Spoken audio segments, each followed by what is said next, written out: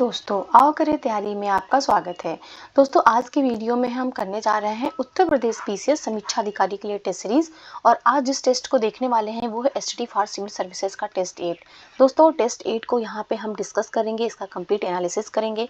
ये full length test है और ये टेस्ट जो है वो बाइलिंगुअल है। इसको हिंदी मीडियम इंग्लिश मीडियम वाले दोनों ही लोग देख सकते हैं। बहुत ही अच्छा टेस्ट है।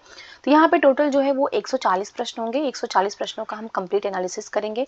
इसमें जीएस के क्वेश्चन भी हैं और साथ ही साथ इसमें जो है वो करंट के क्वेश्चंस हैं और जो 10 क्वेश्चन जो मैथ और रीजनिंग के आते हैं वो भी इसमें इंक्लूड है। तो टोटल 140 प्रश्नों को हम देखेंगे। अगर आपको टेस्ट अच्छा लगेगा तो प्लीज़ आप मेरे चैनल को सब्सक्राइब करिएगा, मेरे वीडियोस को लाइक करिएगा और ज़्यादा से ज़्यादा अपने फ्रेंड्स लोगों में इसको शेयर करिएगा। तो चलिए फिर हम प्रश्नों को देखना स्टार्ट करते हैं। इसका क्वेश्चन फर्स्ट है, नीचे दो कथन दिए हैं, एक अभिकथन है और दूसरा कारण है, बताना है कौन सा स्टेटमेंट जो है वो करेक्ट है। देखिए, इसका अभिकथन है कि मुगल सम्राट जहांगीर ने 1613 ईस्वी में अंग्रेजों को सूरत में एक अस्थायी कारखाना स्थापित करने की अनुमति दिया था। और कारण है इसका कि 1611 ईस्वी में ब्रिटिश कैप्टन मिडल्टन ने सूरत के पास स्वाली होल में पुर्तगाली बेड़े को हराया था। तो देखिए, यहाँ पे जो है ये दोनों ही स्टेटमेंट करेक्ट है, दोनों ही करेक्ट है और सही व्याख्या भी कर रहा है। इसका जो सही जवाब होगा वो सी हो जाएगा। क्योंकि देखिए, होता क्या है कि 1611 ईस्वी में जो ब्रिटिश कैप्टन था मिडल्टन क्या करता है, सूरत के पास एक स्वाली होल नामक जगह है, वहाँ पे एक पुर्तगाली बेड़े को हराता है। और पुर्तगाली बेड़े को हराने से प्रभावित होकर के जो मुगल सम्राट जहांगीर था उसने 1613 में ही अंग्रेजों को सूरत में एक अस्थायी कारखाना स्थापित करने की अनुमति दे देता है। तो यहाँ पे दोनों स्टेटमेंट करेक्ट है, सही व्याख्या भी कर रहा है, इसलिए इसका जो सही जवाब होगा वो सी हो जाएगा। नेक्स्ट क्वेश्चन हम लोग देखते हैं, क्वेश्चन नंबर 2। निम्नलिखित में से कौन सा विकल्प जो है वो सही नहीं है। तो इसमें है कि दमन एवं दीव के बीच खंभात की खाड़ी अवस्थित है। देखिए, बिल्कुल करेक्ट स्टेटमेंट है। दमन और दीव के बीच क्या है, तो उनके बीच जो है वो खंभात की खाड़ी है। सेकेंड स्टेटमेंट है इसमें कि जनसंख्या की दृष्टि से सबसे बड़ा जो केंद्र शासित प्रदेश है वो दिल्ली है। ये भी बिल्कुल करेक्ट स्टेटमेंट है। सबसे अधिक जनसंख्या कौन से केंद्र शासित प्रदेश में है, तो वो दिल्ली में है। और थर्ड है, जनसंख्या की दृष्टि से सबसे छोटा जो केंद्र शासित प्रदेश है वो लक्षद्वीप है। तो ये भी बिल्कुल करेक्ट स्टेटमेंट है। देखिए, यहाँ पे तीनों स्टेटमेंट जो है करेक्ट है। तो पूछ रहा है कौन सा सही नहीं है, तो इसका जो सही जवाब होगा वो डी हो जाएगा। इनमें से कोई नहीं, क्योंकि तीनों ही स्टेटमेंट जो है वो करेक्ट है। नेक्स्ट हम लोग क्वेश्चन देखते हैं, क्वेश्चन नंबर 3। निम्नलिखित समाचार पत्रों को कालक्रम के अनुसार व्यवस्थित करना है। यहाँ पे कुछ न्यूज़पेपर्स दिए हुए हैं और इनका प्रकाशन वर्ष के अनुसार इनको कालक्रम में लगाना है। देखिए, द कलकत्ता क्रॉनिकल कब इसका प्रकाशन कब हुआ था, तो इसका 1786 में हुआ था द कलकत्ता क्रॉनिकल का। द कलकत्ता गजट का कब हुआ था, तो इसका जो है 1784 में हुआ था। और द बंगाल जनरल का कब हुआ था, तो इसका जो है वो 1785 में हुआ था। और द बॉम्बे हेराल्ड जो समाचार पत्र है इसका प्रकाशन हुआ था 1789 में। इस प्रकार अगर हम इसको क्रम से लगाएंगे तो इसका आएगा 2 3 1 4। देख लेते हैं कौन से ऑप्शन में मैच कर रहा है। 2 3 1 4, तो सही जवाब इसका जो है वो डी हो जाएगा। नेक्स्ट हम लोग क्वेश्चन देखते हैं, क्वेश्चन नंबर 4 नंबर क्वेश्चन है, निम्नलिखित में से कौन सा विकल्प जो है वो सही सुमेलित है, ये बताना। यहाँ पे देश और उसकी राजधानी है। देखिए, जॉर्जिया की राजधानी जो है वो वियंतियान नहीं है, ये गलत है। जॉर्जिया की राजधानी क्या है, तो जॉर्जिया की राजधानी जो है वो तिब्लिसी है। जॉर्जिया की राजधानी जो है वो तिब्लिसी है। और इक्वाडोर की राजधानी क्यूटो है। ये बिल्कुल करेक्ट स्टेटमेंट है, ये ध्यान रखिएगा। इसका जो सही जवाब होगा वो बी हो जाएगा। इक्वाडोर की राजधानी क्यूटो है। जॉर्जिया की राजधानी जो है वो तिब्लिसी है। और लाओस की जो राजधानी है ये है वियंतियाने। ध्यान रखिएगा, लाओस की राजधानी है वियंतियाने और क्यूबा की राजधानी है हवाना। तो यहाँ पे ही गलत तरीके से ऊपर नीचे लिखा था, इसको देख लीजिएगा। इसका जो सही जवाब होगा वो बी होगा। इक्वाडोर की जो राजधानी है वो क्यूटो है। जॉर्जिया की राजधानी तिब्लिसी है। लाओस की वियतनाम में है। क्यूबा की हवाना है। नेक्स्ट हम लोग क्वेश्चन देखते हैं, क्वेश्चन नंबर 5। निम्नलिखित में से किसने 1926 में नौजवान भारत सभा की स्थापना किया था। देखिए, जो नौजवान भारत सभा की स्थापना किया गया था वो 1926 में किया गया था। किसने किया था, तो इसको किए थे भगत सिंह। इसका सही जवाब भी हो जाएगा, भगत सिंह ने किया था। देखिए, होता क्या है, जो मैज़नी का युवा इटली आंदोलन था, जो मैज़नी का युवा इटली आंदोलन था इनका, इसी युवा इटली आंदोलन से जो है प्रभावित होकर के भगत सिंह ने नौजवान भारत सभा की स्थापना किया था। और इसका उद्देश्य था कि जो किसान और मजदूर थे उनको एकजुट करके जो ब्रिटिश शासन है उसके खिलाफ क्रांति को प्रोत्साहित करना। तो ये भी ध्यान रखिएगा। इसके अध्यक्ष कौन थे, नौजवान भारत सभा के अध्यक्ष कौन थे, तो ये सोहन सिंह जोश थे। सोहन सिंह जोश जो है इसके अध्यक्ष थे। नेक्स्ट हम लोग क्वेश्चन देखते हैं, क्वेश्चन नंबर 6 नंबर क्वेश्चन है, सही विकल्प का यहाँ पे चयन करना है। तो देखिए 10वीं अनुसूची में 52वां संविधान संशोधन अधिनियम है, ये देखिए बिल्कुल सही है। 10वीं अनुसूची जो है वो 52वां संविधान संशोधन अधिनियम है और किससे संबंधित है, तो ये दल बदल से संबंधित है, ये दल बदल से संबंधित है। देखिए 11वीं अनुसूची में जो है 11वीं अनुसूची 73वां संविधान संशोधन अधिनियम है, ये बिल्कुल सही है। ये किससे संबंधित है, तो ये पंचायती राज से संबंधित है, तो ये पंचायती राज से संबंधित है 11वीं अनुसूची, जिसमें 73वां संविधान संशोधन के द्वारा उसको जोड़ा गया था। 12वीं अनुसूची जो है वो 74वां संविधान संशोधन है, ये बिल्कुल करेक्ट है। ये इसमें क्या है, तो इसमें जो है वो नगर निगम नगर पालिका के बारे में जो है 12वीं सूची में दिया गया है। तो ये तीनों ही स्टेटमेंट जो है बिल्कुल करेक्ट है, तो इसका जो सही जवाब होगा वो ए हो जाएगा। 1 2 3 तीनों जो है वो करेक्ट है। नेक्स्ट हम लोग क्वेश्चन देखते हैं, क्वेश्चन नंबर 7 नंबर क्वेश्चन है, निम्नलिखित में से कौन सा विकल्प जो है वो सही सुमेलित नहीं है। यहाँ पे राजवंश दिया हुआ है और उनकी राजधानी दिया हुआ है। तो गढ़वाल राजवंश की राजधानी, देखिए गढ़वाल राजवंश की राजधानी जो है वो त्रिपुरी नहीं थी, गलत है। गढ़वाल राजवंश की जो राजधानी थी वो कन्नौज थी। कन्नौज जो है वो गढ़वाल राजवंश की राजधानी थी, तो इसका जो सही जवाब होगा वो ए हो जाएगा। ए वाला ही जो है सही सुमेलित नहीं है। अन्य को भी हम लोग देख लेते हैं। चौहान राजवंश, देखिए चौहान राजवंश की राजधानी अजमेर थी, बिल्कुल सही सुमेलित है। कलचुरी राजवंश की राजधानी जबलपुर थी, ये भी बिल्कुल सही है। और परमार राजवंश की राजधानी जो थी वो मालवा में थी, ये बिल्कुल सही है। नेक्स्ट हम लोग क्वेश्चन देखते हैं, क्वेश्चन नंबर 8 नंबर क्वेश्चन है, पलाश निम्नलिखित में से किन दो राज्यों का राजकीय पुष्प है। पलाश को जंगल की आग भी कहा जाता है, ये भी ध्यान रखिएगा। पलाश को जो है वो जंगल की आग कहा जाता है। और ये दो राज्यों की राजधानी है, सॉरी दो राज्यों का ये राजकीय पुष्प है। वो दो राज्य कौन से हैं, तो ये उत्तर प्रदेश है और एक झारखंड है। इसका सही जवाब ये हो जाएगा। उत्तर प्रदेश का राजकीय पुष्प है और झारखंड का भी ये राजकीय पुष्प है पलाश। नेक्स्ट है क्वेश्चन नंबर 9, जलोढ़ मिट्टी एलुवियल सॉइल निम्नलिखित में से किसमें समृद्ध होती है। देखिए जो एलुवियल सॉइल होती है ये ऊपरी और मध्य गंगा के मैदानों में इसका विकास हुआ है। और यहाँ पे जो है दो प्रकार की होती है, ये भी ध्यान रखिएगा। दो प्रकार कौन कौन से होते हैं, तो एक तो खादर होता है और एक जो होता है वो बांगर होता है। देखिए खादर जो होता है ये हर साल ये नया जलोढ़ होता है, जैसे बाढ़ आती है तो हर साल नई मिट्टी आती है वह करके, तो ये नया जलोढ़ होता है खादर। जबकि दूर पे बसा हुआ जो होता है, जमा हुआ भाग होता है, वो बांगर होता है, ये पुराना होता है। और जो सबसे उपजाऊ होता है वो क्या कहते हैं, खादर होता है। और यहाँ पे जो है जलोढ़ मिट्टी में गहन कृषि की जाती है, जो है ये गहन कृषि यहाँ पे की जाती है। इसमें जैसे गेहूं, मक्का, गन्ना, तिलहन, दालें, ये सभी चीजें जो है यहाँ पे उपजाई जाती हैं। और इस मिट्टी में जो है पोटास और चूना प्रचुर मात्रा में पाए जाते हैं। पोटास और चूना तो पाया जाता है, इसलिए इसका जो सही जवाब होगा वो ए हो जाएगा। चूना इसमें जो समृद्ध मात्रा में है। इसके अलावा जो है पोटास भी जो इसमें समृद्ध मात्रा में पाया जाता है। जबकि यहाँ पे नाइट्रोजन, फास्फोरस और जो भी ह्यूमस होते हैं इनकी कमी होती है इस मिट्टी में। और ये जो मिट्टी होती है ना, ये देश के लगभग 40% भूमि क्षेत्र में ये पाई जाती है, ये भी ध्यान रखिएगा। देश के जो 40% भाग में जो है जलोढ़ मिट्टी पाई जाती है।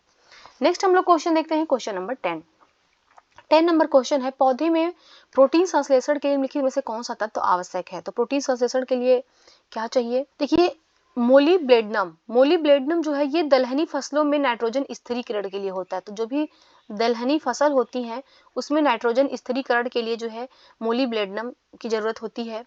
और कोबाल्ट की जरूरत कहाँ पे होती है, ये जो है पौधों में विटामिन B12 का निर्माण करता है। कोबाल्ट जो है वो B12 का निर्माण करता है, ये भी ध्यान रखिएगा।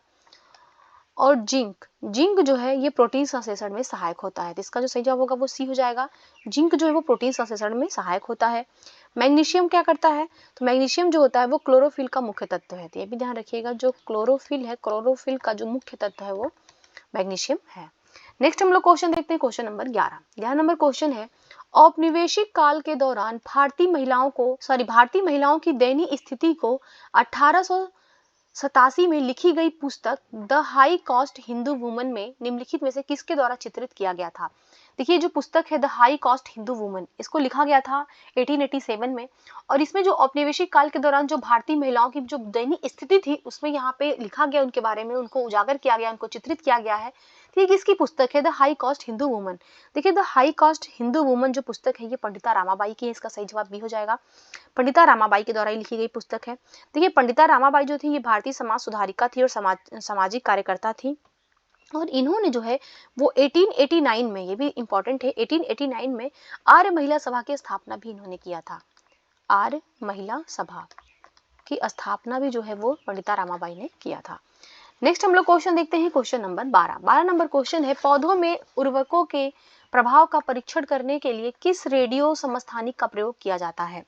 तो जो उर्वरक होते हैं उनके प्रभाव का परीक्षण करना है अगर पौधों में, तो प्रयोग किया जाता है कार्बन 14। सही जवाब इसका सी हो जाएगा, कार्बन 14 का प्रयोग किया जाता है। देखिए फास्फोरस 32 का प्रयोग कहाँ पे किया जाता है, तो ये ल्यूकेमिया थेरेपी में किया जाता है। ल्यूकेमिया थेरेपी में जो है इसका प्रयोग किया जाता है फास्फोरस 32 का। और इसके अलावा जो देखिए कोबाल्ट 60 होता है, कोबाल्ट 60 का जो प्रयोग किया जाता है वो कैंसर उपचार में किया जाता है। कैंसर उपचार में जो है वो कोबाल्ट 60 का प्रयोग किया जाता है। और इसके अलावा आयोडीन D3, ये भी ध्यान रखिएगा, ये इंपॉर्टेंट है। आयोडीन D3 इसका जो प्रयोग है वो मस्तिष्क जो इमेजिंग होता है, जो माइंड मैपिंग होता है उसमें किया जाता है, मस्तिष्क इमेजिंग में इसका प्रयोग किया जाता है। और जो सोडियम 24 है, देखिए सोडियम 24 जो है ये एक रेडियोधर्मी आइसोटोप है और इसका जो प्रयोग है वो ब्लड का अध्ययन करने में किया जाता है। तो इसका जो इस्तेमाल है वो रक्त अध्ययन में किया जाता है सोडियम 24 का। नेक्स्ट हम लोग क्वेश्चन देखते हैं, क्वेश्चन नंबर 13 नंबर क्वेश्चन है, भारत के अलावा डचों की जीत के संदर्भ में सूची 1 को सूची 2 में सुमेलित करना है।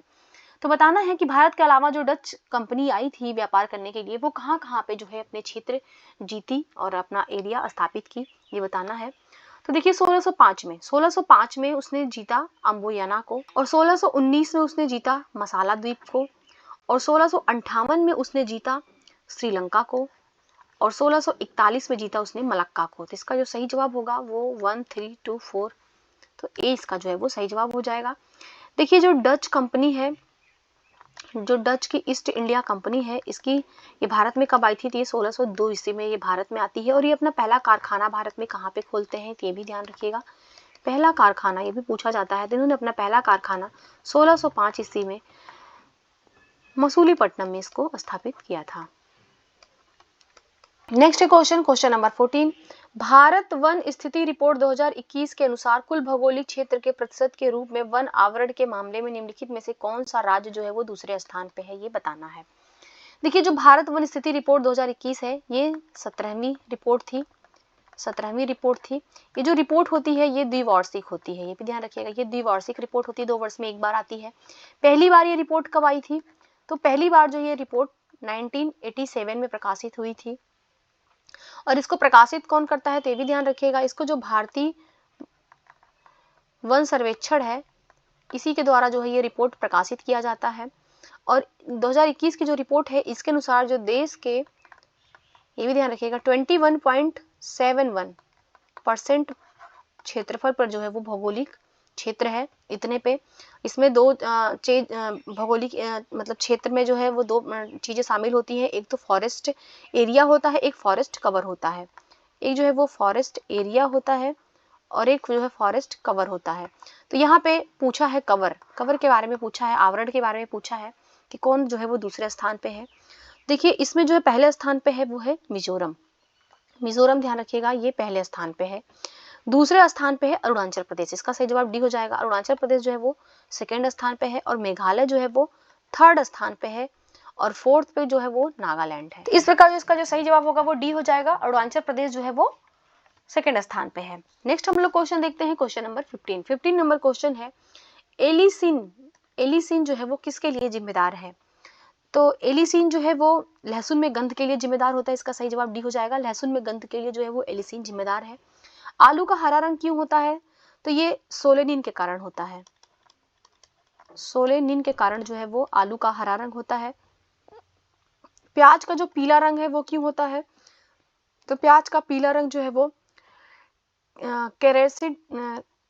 कैरसेटिन के कारण होता है, ये भी ध्यान रखिएगा, कैरसेटिन के कारण होता है। और मिर्च का जो लाल रंग होता है ये किसके कारण होता है, तो ये कैप्सेंथिन के कारण होता है, कैप्सेंथिन के कारण जो है वो मिर्च का जो है लाल रंग होता है। Next question number 16 number question है, नीचे 2 कथन दिए हुए हैं, एक अभिकथन दूसरा कारण है, बताना है।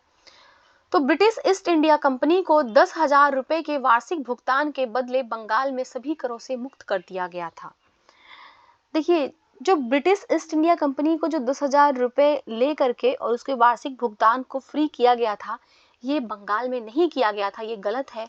ये बल्कि ये किया गया था सूरत में, ये ध्यान रखिएगा, सूरत में जो है उसको फ्री किया गया था, इसलिए अभिकथन इसका गलत हो गया।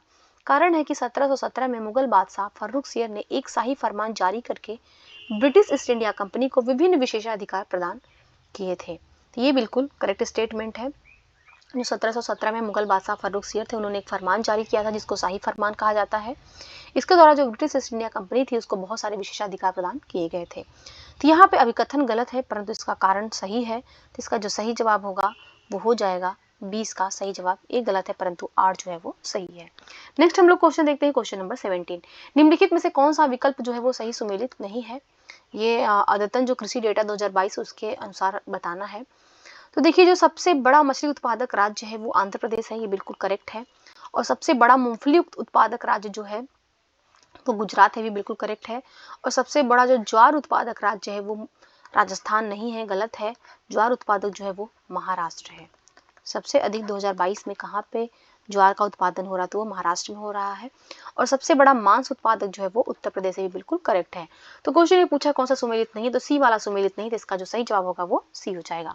नेक्स्ट हम लोग क्वेश्चन देखते हैं, क्वेश्चन नंबर 18 नंबर क्वेश्चन है, निम्नलिखित में से कौन सा विकल्प जो है वो सही सुमेलित नहीं है? यहाँ पे साधारण नमक का बताना है, यहाँ पे उनके जो है केमिकल नेम दिए हुए हैं। तो साधारण नमक को क्या कहा जाता है? तो सोडियम क्लोराइड कहा जाता है, बिल्कुल सही है। बेकिंग सोडा को क्या कहा जाता है? तो सोडियम बाइकार्बोनेट कहा जाता है। वॉशिंग सोडा को क्या कहा जाता है? तो वॉशिंग सोडा को जो है सोडियम कार्बोनेट कहा जाता है। और कास्टिक सोडा को क्या कहा जाता है? तो कास्टिक सोडा को सोडियम हाइड्रोक्साइड कहा जाता है, ना कि पोटेशियम, ये ध्यान रखिएगा।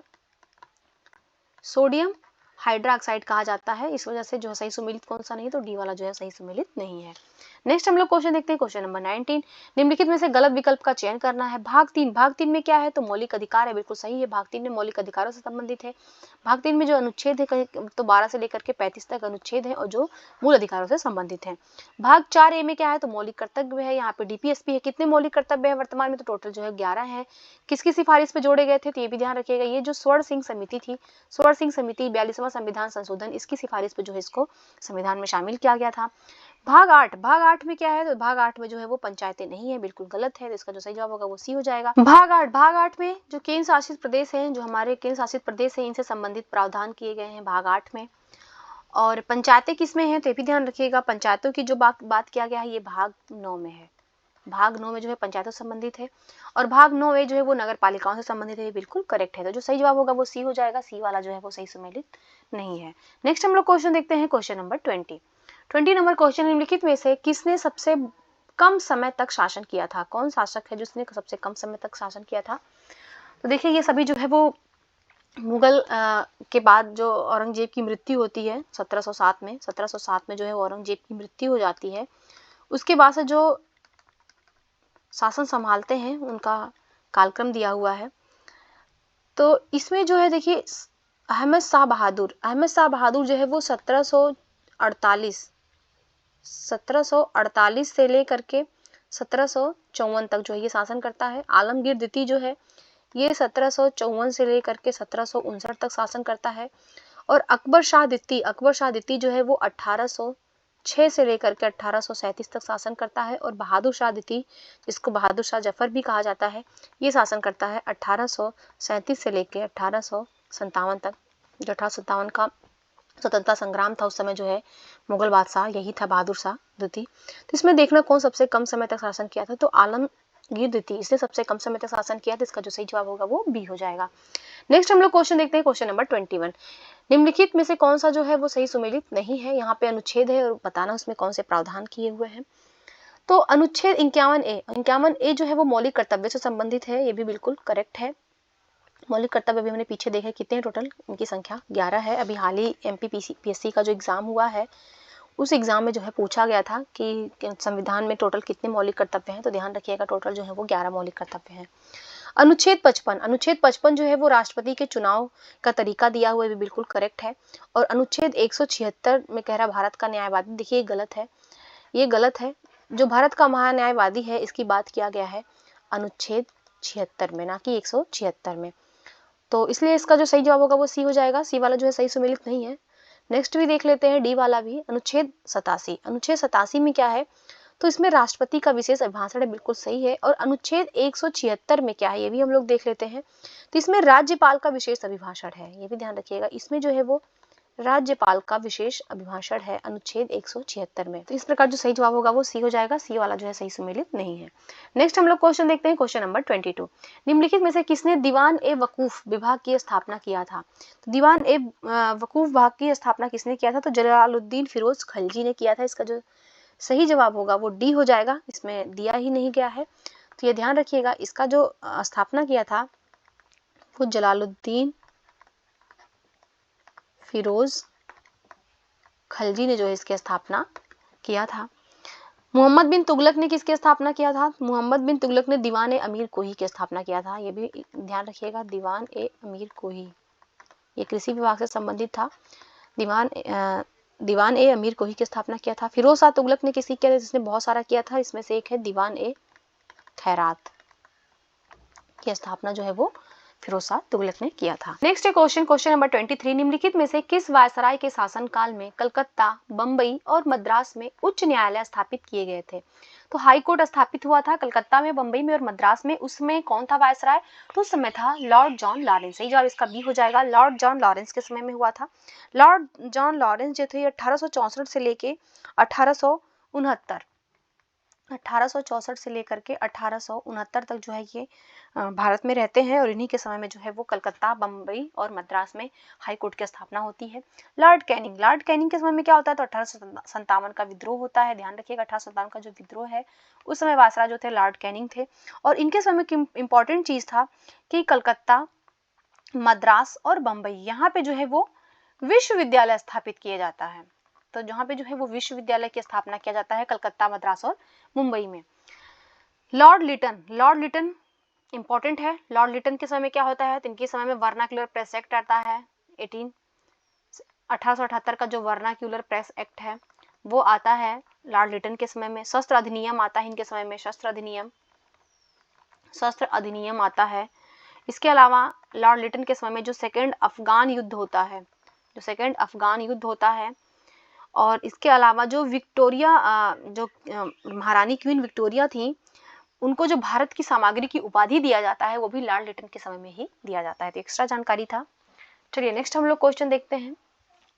नेक्स्ट है 24 नंबर क्वेश्चन, मेहरगढ़ के संदर्भ में कौन सा कथन जो है वो सही है, ये बताना है। तो देखिए, भारतीय उपमहाद्वीप में हंसिया के प्रयोग का जो प्राचीनतम साक्ष्य है वो मेहरगढ़ से प्राप्त हुआ है। हंसिया के प्रयोग का जो प्राचीनतम साक्ष्य है वो मेहरगढ़ से मिला है। और पहली बार कुम्हार के चाक पर तैयार मिट्टी के बर्तन का जो साक्ष्य है वो मेहरगढ़ से प्राप्त हुआ है। और भैंस पाले जाने का जो प्राचीनतम साक्ष्य है वो मेहरगढ़ से प्राप्त हुआ है। तो देखिए यहाँ पे ये तीनों ही स्टेटमेंट जो है वो करेक्ट है। सही जवाब इसका ए हो जाएगा। ध्यान रखिएगा, मेहरगढ़ कहाँ पे है? तो ये बलूचिस्तान, वर्तमान में जो है वो बलूचिस्तान में है, बोलन नदी के तट पर। यहाँ पे नापाषाण युग के बहुत सारे साक्ष्य मिले हैं। जैसे यहाँ पे ध्यान रखिएगा, हंसिया के प्रयोग का प्राचीनतम साक्ष्य है, और कुम्हार के चाक पर जो मिट्टी के बर्तन तैयार हुआ उसका साक्ष्य यहाँ से मिला है, और जो भैंस पाली गई थी वो उसका भी जो प्राचीनतम साक्ष्य है वो मेहरगढ़ से मिला है। नेक्स्ट हम लोग क्वेश्चन देखते हैं, क्वेश्चन नंबर 25। निम्नलिखित में से किसे या किन्हें संविधान सभा के उपाध्यक्ष के रूप में चुना गया था? तो यहाँ पे संविधान सभा का उपाध्यक्ष पूछा गया है।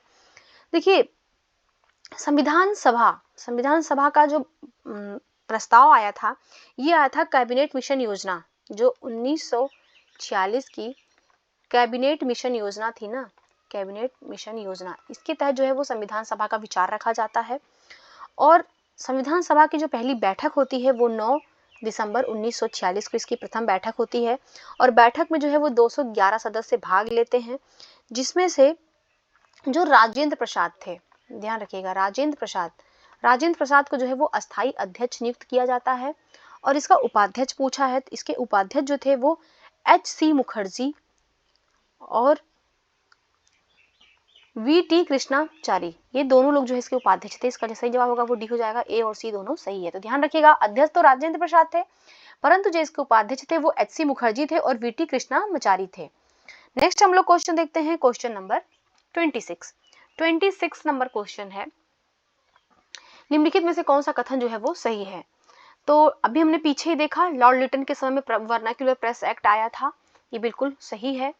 लॉर्ड रिपन जो है वो स्थानीय स्वशासन से संबंधित है, तो इसको जो सरकारी संकल्प लिया था वो लॉर्ड रिपन ने ही लिया था, ये भी बिल्कुल करेक्ट है। और लॉर्ड लैंसडाउन के समय में जो है भारतीय परिषद अधिनियम आया था 1892 का, ये भी बिल्कुल करेक्ट है। और लॉर्ड कर्जन के समय में जो है प्राचीन स्मारक संरक्षण अधिनियम आया था, ये भी बिल्कुल करेक्ट है। ये आया था कब? ये 1904 का। और कर्जन के समय ही बंगाल विभाजन भी होता है 1905 में। तो यहाँ पे देखिए चारों स्टेटमेंट जो है बिल्कुल करेक्ट है, तो इसका जो सही जवाब होगा वो ए हो जाएगा। 1 2 3 4 जो है ऑल करेक्ट है। नेक्स्ट हम लोग क्वेश्चन देखते हैं, क्वेश्चन नंबर 27। निम्नलिखित में से यहाँ पे गलत विकल्प का हमें चयन करना है। चुकंदर में हार्ट रॉट जो रोग होता है वो किसकी कमी से होता है? देखिए जो चुकंदर में हार्ट रॉट रोग होता है वो बोरान की कमी से होता है, बिल्कुल करेक्ट है। और आलू में जो ब्लैक हार्ट रोग होता है वो ऑक्सीजन की कमी से होता है, बिल्कुल करेक्ट है। और आंवले के जो आंतरिक निक्रोसिस रोग होता है वो ध्यान रखिएगा वो मैग्नीशियम की कमी से नहीं होता है, गलत है, बल्कि वो बोरान की कमी से होता है, जो है वो बोरान की कमी से होता है। इसलिए जो गलत विकल्प हो जाएगा वो सी हो जाएगा, सी वाला जो है वो सही नहीं है। डी भी चेक कर लेते हैं। आम में लिटिल लीफ रोग जो होता है वो जिंक की कमी से होता है, ये बिल्कुल करेक्ट है। नेक्स्ट हम लोग क्वेश्चन देखते हैं, क्वेश्चन नंबर 28। निम्नलिखित में से किस सहसंयोजक यौगिक की ज्यामितीय आकृति जो है वो कोड़ी नहीं होती है? ध्यान रखिएगा, पूछ रहा है उसकी जो ज्यामितीय आकृति होती है वो कोड़ी नहीं होती है। तो देखिए जल की तो देखिए कोड़ी होती है, जल की जो है वो कोड़ी होती है। देखिए फास्फोरस की जो है वो चतुष्फलकी होती है, फास्फोरस की जो है वो चतुष्फलकी होती है, इसलिए इसका जो सही जवाब होगा वो बी हो जाएगा। हाइड्रोजन सल्फाइड की जो है वो कोड़ी होती है, और सल्फर डाइऑक्साइड की भी जो है वो कोड़ी होती है, तो इसका जो सही जवाब होगा वो बी हो जाएगा। फास्फोरस की कोड़ी नहीं होती है, इसकी जो चतुष्फलकी होती है। नेक्स्ट है क्वेश्चन नंबर 29। नीचे दो कथन दिए हैं, एक अभिकथन है, दूसरा कारण आर है। तो अभिकथन है कि नवाब मीर जाफर ने कंपनी के प्रति अपना आभार प्रकट करने के लिए बंगाल, बिहार और उड़ीसा में मुक्त व्यापार की अनुमति दिया था, ये बिल्कुल करेक्ट स्टेटमेंट है। कारण है कि अंग्रेजों ने सिराजुद्दौला के खिलाफ संघर्ष में जो है वो मीर जाफर की मदद किया था, बिल्कुल सही है। देखिए दोनों सही और सही व्याख्या भी कर रहे हैं, इसका सही जवाब जो होगा वो सी हो जाएगा। देखिए होता क्या है, प्लासी का युद्ध होता है। प्लासी का युद्ध कब होता है? तो ये होता है 1757 ईस्वी में प्लासी का युद्ध होता है। उसमें क्या होता है कि अंग्रेज वर्सेस जो बंगाल का नवाब था सिराजुद्दौला, तो सिराजुद्दौला के साथ होता है, परंतु जो सिराजुद्दौला का सेनापति था मीर जाफर, ये अंग्रेजों से मिल जाता है और उनसे कमिटमेंट कर लेता है कि अगर आप हमको नवाब बनाएंगे तो हम आपको जो है बंगाल, बिहार, उड़ीसा में मुक्त व्यापार की अनुमति देंगे। तो इस वजह से जो है अंग्रेज सिराजुद्दौला के विरोध में जो है वो क्या करते हैं, मीर जाफर की मदद करते हैं, और ये एक तरीके से षड्यंत्रकारी युद्ध था जिसमें जो है अंग्रेजों की जीत होती है। और इस जीत से जो है खुश होकर के मीर जाफर जब नवाब बनता है तो वो अंग्रेजों के प्रति अपना आभार प्रकट करने के लिए बंगाल, बिहार, उड़ीसा में उनको मुक्त व्यापार करने की अनुमति दे देता है। नेक्स्ट हम लोग क्वेश्चन देखते हैं, क्वेश्चन नंबर 30 नंबर क्वेश्चन है, रामसर स्थलों की सूची में हाल ही में जोड़े गए निम्न में से किस स्थल का क्षेत्रफल जो है वो सबसे कम है? तो जो भी रामसर स्थलों की सूची में जो जोड़ा गया उसमें किसका क्षेत्रफल जो है वो सबसे कम है, ये बताना है। तो देखिए इसका जो सही जवाब होगा वो डी हो जाएगा, नंदा झील गोवा, इसका जो क्षेत्रफल है वो सबसे कम है। इसके अलावा देखिए जो वुडवर पक्षी अभ्यारण्य तमिलनाडु, इसका अधिक है। पाला आर्द्रभूमि कहाँ पे है? तो ये मिजोरम में है। और सिरपुर आर्द्रभूमि कहाँ पे? तो ये मध्य प्रदेश में है, ध्यान रखिएगा। देखिए जो सर्वाधिक जो रामसर स्थल हैं वो कहाँ पे हैं? तो ये ध्यान रखिएगा वो तमिलनाडु में है। तमिलनाडु में कितने हैं? तो टोटल 14 हैं। सेकंड पे कहाँ पे है? तो उत्तर प्रदेश में। उत्तर प्रदेश में कितने हैं? तो टोटल 10 हैं। नेक्स्ट हम लोग क्वेश्चन देखते हैं, क्वेश्चन नंबर 31 नंबर क्वेश्चन है, उत्तर प्रदेश स्वच्छ सर्वेक्षण पुरस्कार 2022 के संदर्भ में बताना है कौन सा कथन जो है वो सत्य है। तो देखिए ये जो पुरस्कार है ये अभी 2 अक्टूबर को दिया गया है, ये 2 अक्टूबर को दिया गया है, और जो हमारे राष्ट्रपति हैं द्रौपदी मुर्मू उन्होंने दिया है। तो इसी के संबंधित देखना है स्टेटमेंट। तो पहला है कि स्वच्छ सर्वेक्षण 2022 की समग्र रैंकिंग में उत्तर प्रदेश का 7वां स्थान है।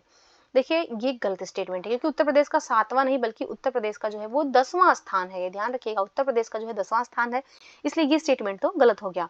सेकंड है कि स्वच्छ सर्वेक्षण 2022 में उत्तर प्रदेश को कुल 13 पुरस्कार प्रदान किए गए हैं, ये बिल्कुल करेक्ट है। फर्स्ट गलत है, सेकंड सही है, इसका जो सही जवाब होगा वो बी हो जाएगा, केवल कथन 2 जो है वो सही है। देखिए जो पुरस्कार दिया गया था इसमें जो पहला स्थान दिया गया है पहला स्थान किसको मिला है, तो इसमें मिला है तेलंगाना को, ये ध्यान रखिएगा, तेलंगाना को प्रथम स्थान मिला है। सेकंड स्थान किसको मिला है, सेकंड स्थान जो है वो हरियाणा को मिला है। और थर्ड स्थान जो मिला है वो भी ध्यान रखिएगा, थर्ड स्थान जो है वो तमिलनाडु को मिला है। तमिलनाडु जो इसमें थर्ड स्थान प्राप्त किया है। नेक्स्ट हम लोग क्वेश्चन देखते हैं, क्वेश्चन नंबर 32 नंबर क्वेश्चन, निम्नलिखित में से किसने कहा था मार्ले मिंटो सुधारो ने उभरते लोकतंत्र को मार डाला। ये किस स्टेटमेंट है, ये स्टेटमेंट किसने दिया था कि मार्ले मिंटो सुधारो ने उभरते हुए जो लोकतंत्र था उसको मार डाला। तो ये स्टेटमेंट था के.एम. मुंशी का, ध्यान रखिएगा, ये के.एम. मुंशी का स्टेटमेंट था। तो ऑप्शन में नहीं दिया हुआ, इसलिए इसका सही जवाब डी हो जाएगा। नेक्स्ट हम लोग क्वेश्चन देखते हैं, क्वेश्चन नंबर 33 नंबर क्वेश्चन है, यहाँ पे गलत विकल्प का चयन करना है। तो राजद्रोह रक्षण सभा अधिनियम 1907 ये बिल्कुल करेक्ट है। भारतीय समाचार पत्र अपराध हेतु प्रेरण अधिनियम 1908 ये भी बिल्कुल सही सुमेलित है। और आपराधिक कानून संशोधन अधिनियम, देखिए आपराधिक कानून संशोधन अधिनियम 1909 का नहीं है बल्कि ये 1908 का है, इस वजह से सही जवाब जो होगा वो सी हो जाएगा, ये गलत विकल्प है। डी वाला भी देख लेते हैं, भारतीय प्रेस अधिनियम 1910 ये भी बिल्कुल सही है। नेक्स्ट हम लोग क्वेश्चन देखते हैं, क्वेश्चन नंबर 34, निम्नलिखित में से कौन सा कथन जो है वो सही है। तो पहला है सातवाहन शासकों ने भारत में सर्वाधिक संख्या में तांबे के सिक्के को जारी किया था। देखिए जो तांबे के सर्वाधिक सिक्के जारी किए गए थे ना, वो सातवाहन शासकों ने नहीं जारी किया था, ध्यान रखिएगा, बल्कि इसको जारी किया था कुषाण शासकों ने। तो ये स्टेटमेंट गलत हो गया, ये गलत है। कुषाण लोग जो थे उन्होंने सबसे अधिक जो है तांबे के सिक्के जारी किए थे। और सेकंड है कि उत्तर प्रदेश के हस्तिनापुर में गैरिक मृदभांड पात्र का नामकरण किया गया था, ये बिल्कुल करेक्ट है, ये प्रीवियस ईयर में पूछा हुआ भी क्वेश्चन है, ध्यान रखिएगा कि उत्तर प्रदेश का जो हस्तिनापुर है वहां पे गैरिक मृदभांड का जो है वो नामकरण किया गया था। तो इस प्रकार हम देखेंगे इसका एक गलत हो गया कथन, केवल 2 सही है, तो इसका जो सही जवाब होगा वो बी हो जाएगा। नेक्स्ट हम लोग क्वेश्चन देखते हैं, क्वेश्चन नंबर 35, निम्नलिखित में से किसे अंतरिम सरकार 1946 में उद्योग एवं नागरिक आपूर्ति मंत्रालय का प्रभार सौंपा गया था। तो जो अंतरिम सरकार का गठन हुआ था 1946 में, उसको कौन सा मंत्रालय दिया गया था, किसको, इससे संबंधित है देख लेते हैं। तो देखिए जो उद्योग एवं नागरिक आपूर्ति मंत्रालय दिया गया था वो जॉन मथाई को दिया गया था, इसका सही जवाब सी हो जाएगा। डॉक्टर जॉन मथाई जो है उद्योग एवं नागरिक आपूर्ति मंत्रालय से संबंधित थे। जोगिंदर नाथ मंडल को दिया गया था विधि मंत्रालय, ये ध्यान रखिएगा, इनको दिया गया था विधि मंत्रालय। और लियाकत अली खान को दिया गया था वित्त मंत्रालय जो है वो लियाकत अली खान को दिया गया था। और सी राजगोपालाचारी को क्या दिया गया था, तो इनको शिक्षा एवं कला मंत्रालय दिया गया था, शिक्षा एवं कला मंत्रालय जो है वो दिया गया था सी राजगोपालाचारी को। तो सही जवाब जो होगा वो सी हो जाएगा क्वेश्चन का, कि उद्योग एवं नागरिक आपूर्ति मंत्रालय डॉक्टर जॉन मथाई को दिया गया था। नेक्स्ट है क्वेश्चन नंबर 36, भारतीय दंड संहिता की धारा 124A के तहत दमनकारी कानूनों को किस वर्ष नए प्रावधानों के साथ नई धारा 156A में पुनः स्थापित और विस्तृत किया गया था। तो ये किया गया था 1898 की भारतीय दंड संहिता की धारा 24A के तहत, इसका जो सही जवाब होगा वो डी हो जाएगा। नेक्स्ट हम लोग क्वेश्चन देखते हैं, क्वेश्चन नंबर 37, सूची 1 को सूची 2 से सुमेलित करना है, सही उत्तर का चयन करना है। तो यहाँ पे जो है राज्य दिया हुआ है और मैंग्रोव वन स्थल दिए हुए हैं। तो आंध्र प्रदेश में कौन सा है, तो कोरिंगा है। तमिलनाडु में कौन सा है, तो मुथुपेट है तमिलनाडु में। केरल में कौन सा स्थल है, तो केरल में जो है वो कन्नूर है उत्तरी केरल में। और कर्नाटक में है वो कुंडापुर है। तो इस प्रकार इसका जो सही मैच होगा 1 3 4 2, तो इसका जो सही जवाब होगा वो सी हो जाएगा 1 3 4 2। नेक्स्ट हम लोग क्वेश्चन देखते हैं, क्वेश्चन नंबर 38 नंबर क्वेश्चन है कि यहाँ पे गलत विकल्प का चयन करना है। तो प्राथमिक पोषक तत्व है कार्बन और हाइड्रोजन, बिल्कुल सही है, कार्बन और इसके अलावा होता है हाइड्रोजन, ये जो होता है ये प्राथमिक पोषक तत्व होता है। द्वितीयक पोषक तत्व कौन सा होता है, द्वितीयक पोषक तत्व जो होता है वो कैल्शियम और सल्फर होता है, कैल्शियम और सल्फर जो है वो द्वितीयक पोषक तत्व होता है। और सूक्ष्म पोषक तत्व जो होता है वो क्लोरीन और जो है वो सोडियम होता है। तो इस प्रकार हम देखेंगे तो सभी तीनों ही करेक्ट हैं। तो पूछ रहा है गलत, तो डी इसका सही जवाब होगा, इनमें से कोई नहीं, अर्थात ये तीनों ही स्टेटमेंट जो है वो करेक्ट है।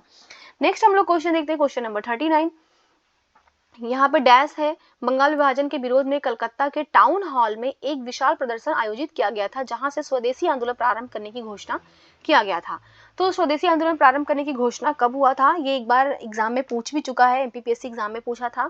तो ये हुआ था 7 अगस्त 1905 को, ध्यान रखिएगा 7 अगस्त 1905 को जो बंगाल विभाजन के विरोध में कलकत्ता टाउन हॉल में एक विशाल प्रदर्शन होता है और वहीं पे ये घोषणा किया जाता है कि स्वदेशी आंदोलन जो है प्रारंभ किया जाएगा। तो इसका जो सही जवाब होगा वो ए हो जाएगा।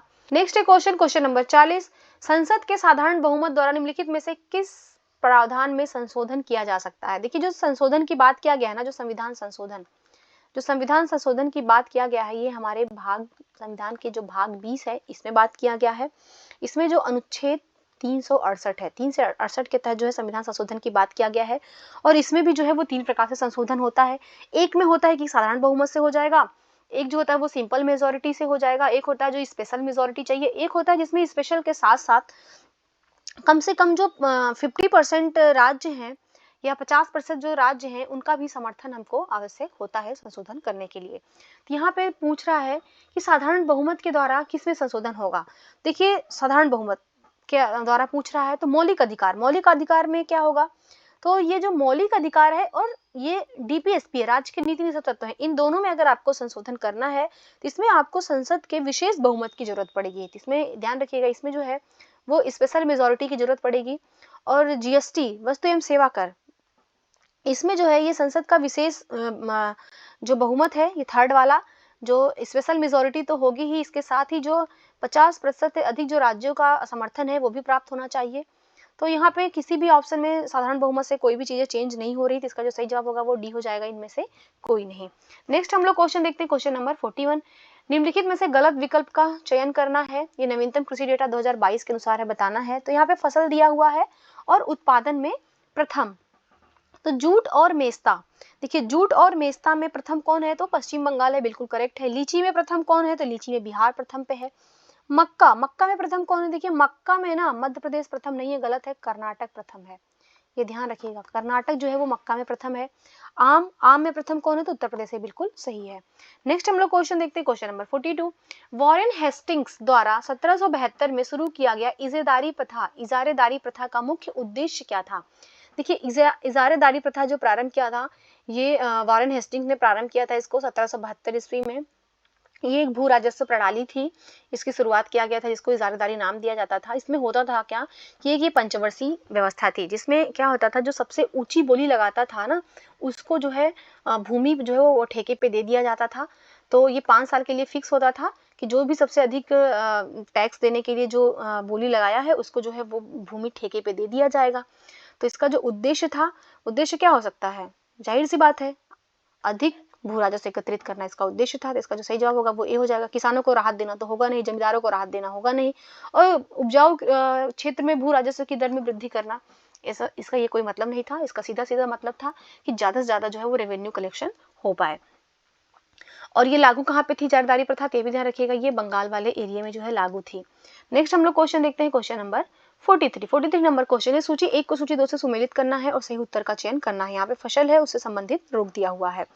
देखिए ज्वार में कौन सा रोग लगता है, तो कंडुआ रोग लगता है। गन्ना में कौन सा लगता है, तो रेड डॉट लगता है गन्ने में।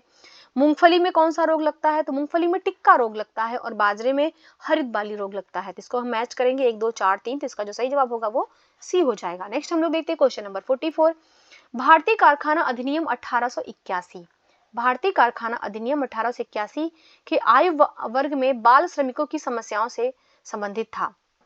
देखिए ये है क्या, जो भारतीय कारखाना अधिनियम 1881 ये लॉर्ड रिपन के समय में आया था, ये ध्यान रखिएगा, ये जो लॉर्ड रिपन के समय में आया था और ये पहला कारखाना एक्ट था। ये जो पहला कारखाना एक्ट था, इसमें होता क्या है, ये बच्चों के लिए था, जो बालक थे उनको था कि इसमें जो है बालक पहली चीज तो जो 9 घंटे है वो एक दिन में सिर्फ वो 9 घंटे ही काम करेंगे। और ये जो था वो 7 से लेकर के 12 वर्ष तक के बच्चों के लिए था। यानी अगर कोई बच्चा 7 वर्ष से कम उम्र का है तो उससे आप काम नहीं ले सकते हैं। जो बच्चा सिर्फ 7 से 12 वर्ष का है वही काम करेगा, और वो 9 से सिर्फ एक दिन में सिर्फ वो 9 घंटे ही काम करेगा। तो इस प्रकार इसका हम सही जवाब देखेंगे तो ये बी वाला सही हो जाएगा, 7 से लेकर 12 वर्ष के लिए बच्चों के लिए ये था। नेक्स्ट हम लोग देखते हैं क्वेश्चन नंबर 45 नंबर क्वेश्चन, निम्नलिखित में से कौन सा जो कथन है वो सही है। हाथी गुम्फा अभिलेख में सर्वप्रथम भारतवर्ष का उल्लेख किया गया है। देखिए बिल्कुल करेक्ट स्टेटमेंट है। जो पहली बार हमें भारतवर्ष का उल्लेख मिलता है ना, वो हाथी गुम्फा अभिलेख में मिलता है। हाथी गुम्फा अभिलेख किसका है, तो ये भी ध्यान रखिएगा, जो खारवेल शासक था, जो उड़ीसा का खारवेल शासक था, वहां से उसका जो है हाथी गुम्फा अभिलेख है। और चीनी लोग भारत को यिंतू के नाम से पुकारते थे, ये भी बिल्कुल करेक्ट है। भारत लोग जो चीनी लोग थे वो भारत को यिंतू नाम से पुकारते थे। दोनों स्टेटमेंट करेक्ट है, इसका सही जवाब सी हो जाएगा।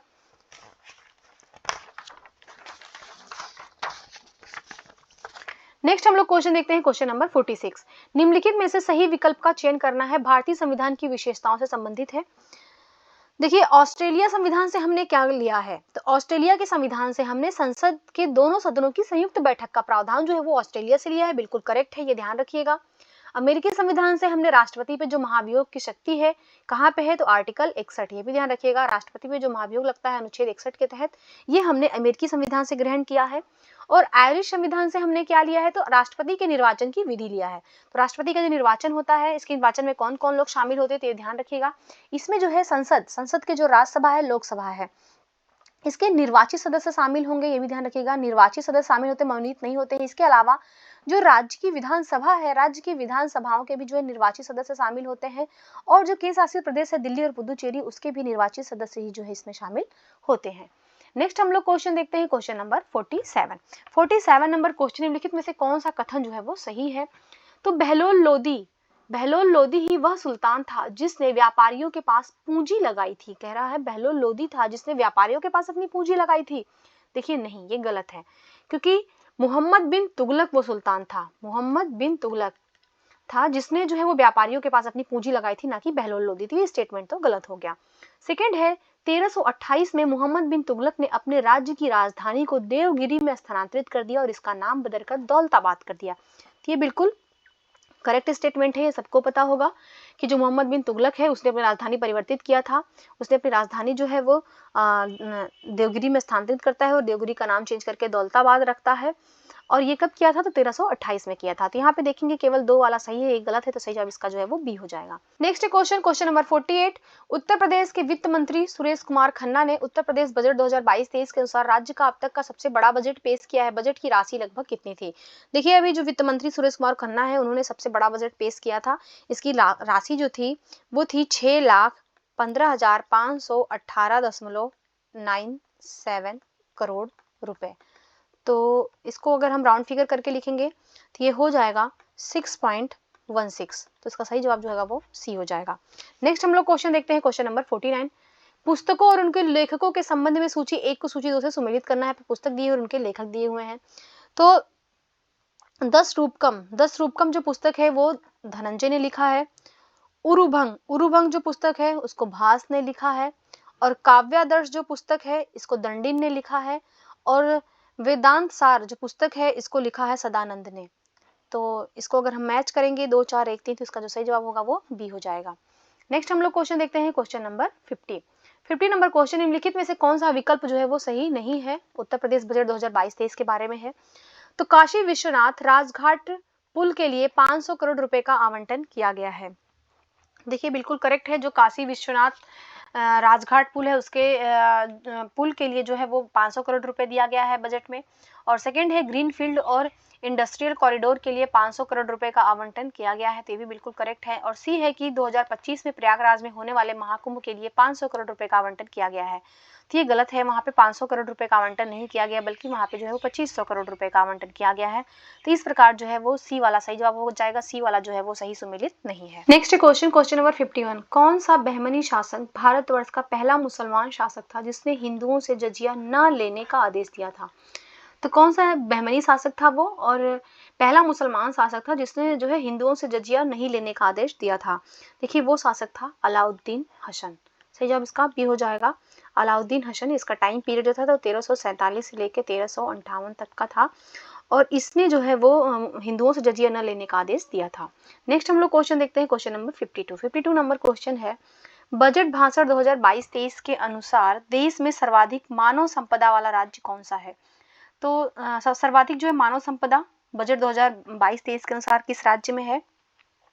तो सबसे अधिक जो है वो उत्तर प्रदेश राज्य में है। उत्तर प्रदेश राज्य में ऑप्शन में नहीं दिया हुआ, इसलिए इसका सही जवाब जो है वो डी हो जाएगा। इनमें से कोई नहीं, क्योंकि उत्तर प्रदेश में जो है सबसे अधिक मानव संपदा है। नेक्स्ट हम लोग क्वेश्चन देखते हैं, क्वेश्चन नंबर 53 नंबर क्वेश्चन, निम्नलिखित राज्यों को कालक्रम में व्यवस्थित करना है, तो उनकी स्थापना का वर्ष दिया हुआ है। तो बीजापुर की स्थापना कब हुआ था, तो 1489 में हुआ था। अहमदनगर की स्थापना कब हुआ था, तो 1490 में हुआ था। और गोलकुंडा की स्थापना जो है वो 1512 में हुआ था, और बीदर की जो स्थापना हुआ था वो 1619 में हुआ था। तो इसको कालक्रम में व्यवस्थित करेंगे तो 1 2 3 4, तो सही जवाब जो होगा इसका वो बी हो जाएगा। नेक्स्ट हम लोग क्वेश्चन देखते हैं, क्वेश्चन नंबर 54 नंबर क्वेश्चन है, स्वच्छ सर्वेक्षण पुरस्कार 2022 में किस राज्य के एक शहर को फास्ट मूवर सिटी से सम्मानित किया गया है। तो अभी जो स्वच्छ सर्वेक्षण पुरस्कार है, अभी हमने देखा 2 अक्टूबर को दिया गया है ये। तो इसमें पूछ रहा है कि जो किस शहर को जो है फास्ट मूवर सिटी का अवार्ड दिया गया है, तो ये दिया गया है कर्नाटक के शिवमोग्गा शहर को। तो सही जवाब इसका जो है ऑप्शन में है ही नहीं, डी हो जाएगा। यहाँ पे मैं लिख देती हूँ, जो कर्नाटक का शिवमोग्गा गांव है, जो शिवमोग्गा शहर है, उसको जो है फास्ट मूवर पुरस्कार दिया गया है।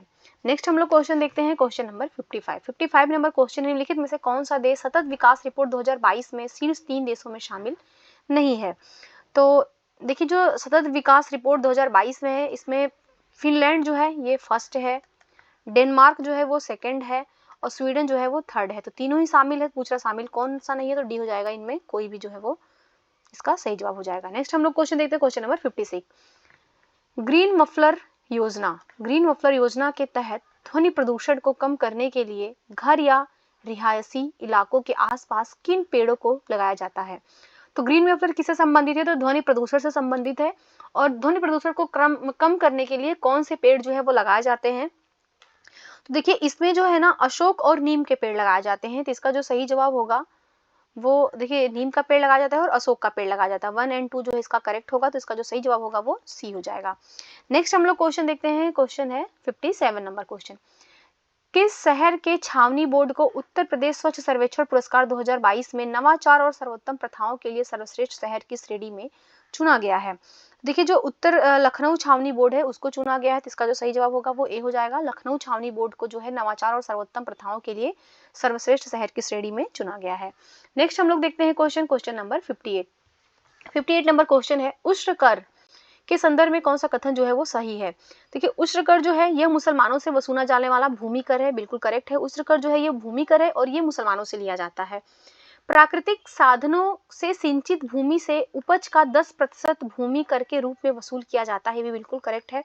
जो उष्ट्र कर है, तो जो भी प्राकृतिक साधन होते हैं उनसे सिंचित अगर भूमि है तो उससे जो भी उपज हो रहा है तो उस उपज का जो है 10% वो लिया जाता है, और कृत्रिम साधनों से अगर सिंचित भूमि है तो उसमें उपज का जो 5% है वो लिया जाता है उष्ट्र कर में। तो तीनों स्टेटमेंट जो है बिल्कुल करेक्ट है, तो इसका सही जवाब ए हो जाएगा। नेक्स्ट हम लोग देखते हैं क्वेश्चन नंबर 59, कार्बन स्टॉक के भंडार की दृष्टि से वर्तमान में कौन सा राज्य जो है वो पहले स्थान पे है।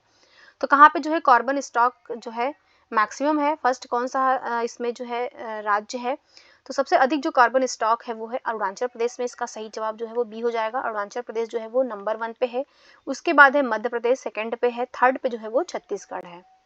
नेक्स्ट हम लोग क्वेश्चन देखते हैं, क्वेश्चन नंबर 60, निम्नलिखित लड़ाइयों को कालक्रम में व्यवस्थित करना है। यहाँ पे कुछ लड़ाइयाँ दी हुई हैं। देखिए, चंदेरी का युद्ध कब हुआ था, तो ये हुआ था 1528 में। किसके किसके बीच होता है, तो ये भी ध्यान रखिएगा, ये बाबर वर्सेस मेदिनी राय के बीच जो है वो चंदेरी का युद्ध होता है, जिसको बाबर इसमें जीतता है। घाघरा का युद्ध किसके बीच होता है, तो घाघरा का युद्ध होता है 1529 में, और ये भी जो है वो बाबर वर्सेस महमूद लोदी, जो महमूद लोदी है इसके बीच होता है, इसमें भी बाबर इसको जीत जाता है। चौसा का युद्ध कब होता है, तो चौसा का युद्ध होता है 1539 में, और ये होता है हुमायूं वर्सेस शेरशाह सूरी के बीच। शेरशाह सूरी के बीच जो है वो चौसा का युद्ध होता है, जिसमें शेरशाह सूरी जो है वो विजयी रहता है। कन्नौज का युद्ध कब होता है, तो ये 1540 में होता है, ये भी हुमायूं वर्सेस शेरशाह सूरी के बीच होता है। तो अगर हम कालक्रम में देखेंगे तो इसका जो कालक्रम होगा वो 1 2 3 4, तो इसका जो सही जवाब होगा वो 20 का सही जवाब हो जाएगा। नेक्स्ट हम लोग देखते हैं क्वेश्चन नंबर 61, अरुणाचल प्रदेश किस देश की सीमा को स्पर्श नहीं करता है। तो अरुणाचल प्रदेश की सीमा जो है, ये ध्यान रखिएगा, अरुणाचल प्रदेश की सीमा जो है वो 3 देशों से लगती है। 3 देशों की सीमा लगती है, इससे किसकी, तो चीन की लगती है, भूटान की लगती है, और म्यांमार की लगती है। तो स्पर्श नहीं करता, तो देखिए चीन की भी लग रही है, भूटान की लग रही है, म्यांमार की लग रही है, तो डी इसका जो है सही जवाब होगा इनमें से कोई नहीं, अर्थात ये तीनों ही जो है ये अरुणाचल प्रदेश से इनका सीमा साझा होता है। नेक्स्ट हम लोग क्वेश्चन देखते हैं 62 नंबर क्वेश्चन। भारत वन स्थिति रिपोर्ट 2021 के अनुसार निम्नलिखित में से किस टाइगर रिजर्व का वनावरण क्षेत्रफल सबसे अधिक है? तो देखिए जो भारत वन स्थिति रिपोर्ट 2021 के अनुसार पूछ रहा है किसका जो है कौन सा टाइगर रिजर्व जो है वो सबसे अधिक बड़ा है, किसका क्षेत्रफल सबसे ज्यादा है। तो सबसे बड़ा जो है वो है नागार्जुन सागर श्रीशैलम का, सही जवाब इसका सी हो जाएगा। नागार्जुन सागर श्रीशैलम का सबसे बड़ा है। ये कहाँ पे है तो ये भी ध्यान रखिएगा, ये जो है वो आंध्र प्रदेश में है। इंद्रावती कहाँ पे है? इंद्रावती ध्यान रखिएगा, इंद्रावती जो है वो छत्तीसगढ़ में है। और सिमलीपाल कहाँ पे है? तो सिमलीपाल जो है वो उड़ीसा में है। अभी टोटल भारत में कितने टाइगर रिजर्व है ये भी ध्यान रखिएगा। अभी भारत में टोटल जो है वो 54 जो है 54 टाइगर रिजर्व है। अभी लेटेस्ट कौन सा है तो 54वां कौन सा है? तो 54वां जो है वो धौलपुर करौली टाइगर रिजर्व है, ध्यान रखिएगा। धौलपुर करौली ये कहाँ पे है तो ये भी ध्यान रखिएगा, ये जो है वो राजस्थान में है। नेक्स्ट हम लोग क्वेश्चन देखते हैं, क्वेश्चन नंबर 63 नंबर क्वेश्चन है, निम्नलिखित में से कौन सा उपयोग नेफ्थलीन का नहीं है? तो जो नेफ्थलीन है इसका प्रयोग किसमें नहीं किया जाता है? देखिए जो नेफ्थलीन का प्रयोग है ना वो कीटाणुनाशक के रूप में होता है और कपड़ों जो कीड़ों को कपड़ों से दूर रखने के लिए भी इसकी जो गोलियां बना के कपड़ों में रखी जाती है नेफ्थलीन की, इससे भी प्रयोग होता है। और आतिशबाजी में भी जो विशेष प्रभाव है उत्पन्न करने के लिए भी नेफ्थलीन का प्रयोग किया जाता है। तो इन तीनों में ही इसका प्रयोग किया जाता है। तो पूछ रहा है किसमें नहीं है तो सही जवाब इसका डी हो जाएगा, इनमें से कोई नहीं, अर्थात इन तीनों में ही जो है नेफ्थलीन का प्रयोग होता है। नेक्स्ट हम लोग क्वेश्चन देखते हैं, क्वेश्चन नंबर 64, निम्नलिखित में से कौन सा कथन जो है वो सही है? नत्र्या ने महाभारत का तेलुगु संस्करण लिखा था। नत्र्या ने जो है महाभारत का तेलुगु संस्करण लिखा था, ये बिल्कुल करेक्ट है। और बी सेकंड स्टेटमेंट है, कनिष्क के सिक्कों पर सबसे पहले भगवान बुद्ध का अंकन किया गया था, ये भी बिल्कुल करेक्ट है। सबसे पहले कनिष्क ने अपने सिक्कों पे जो है भगवान बुद्ध का अंकन करवाया था। तो दोनों ही स्टेटमेंट करेक्ट है, तो इसका सही जवाब जो है वो सी हो जाएगा। नेक्स्ट हम लोग क्वेश्चन देखते हैं 65 नंबर क्वेश्चन, गुजरात राज्य के निम्नलिखित में से किस जिले में भारत का सबसे पश्चिमी बिंदु स्थित है? तो भारत का जो सबसे पश्चिमी बिंदु है वो कौन सा है? तो यही पता होना चाहिए पहले, तो ये है गुहार मोती। गुहार मोती जो है वो सबसे पश्चिमी बिंदु है जो कि गुजरात राज्य में है, ये भी ध्यान रखिएगा, ये गुजरात राज्य में है। गुजरात राज्य की पूछ रहा है किस जिले में है तो ये कच्छ जिले में एक छोटा सा गांव है, तो इसका सही जवाब भी हो जाएगा, कच्छ जिले में है। देखिए जो भारत का उत्तरी बिंदु है, जो उत्तरी बिंदु है इंदिरा कोल, ये भी ध्यान रखिएगा, इंदिरा कोल जो है इसका उत्तरी बिंदु है। और ये कहाँ पे है तो ये जम्मू एंड कश्मीर के सियाचिन में है।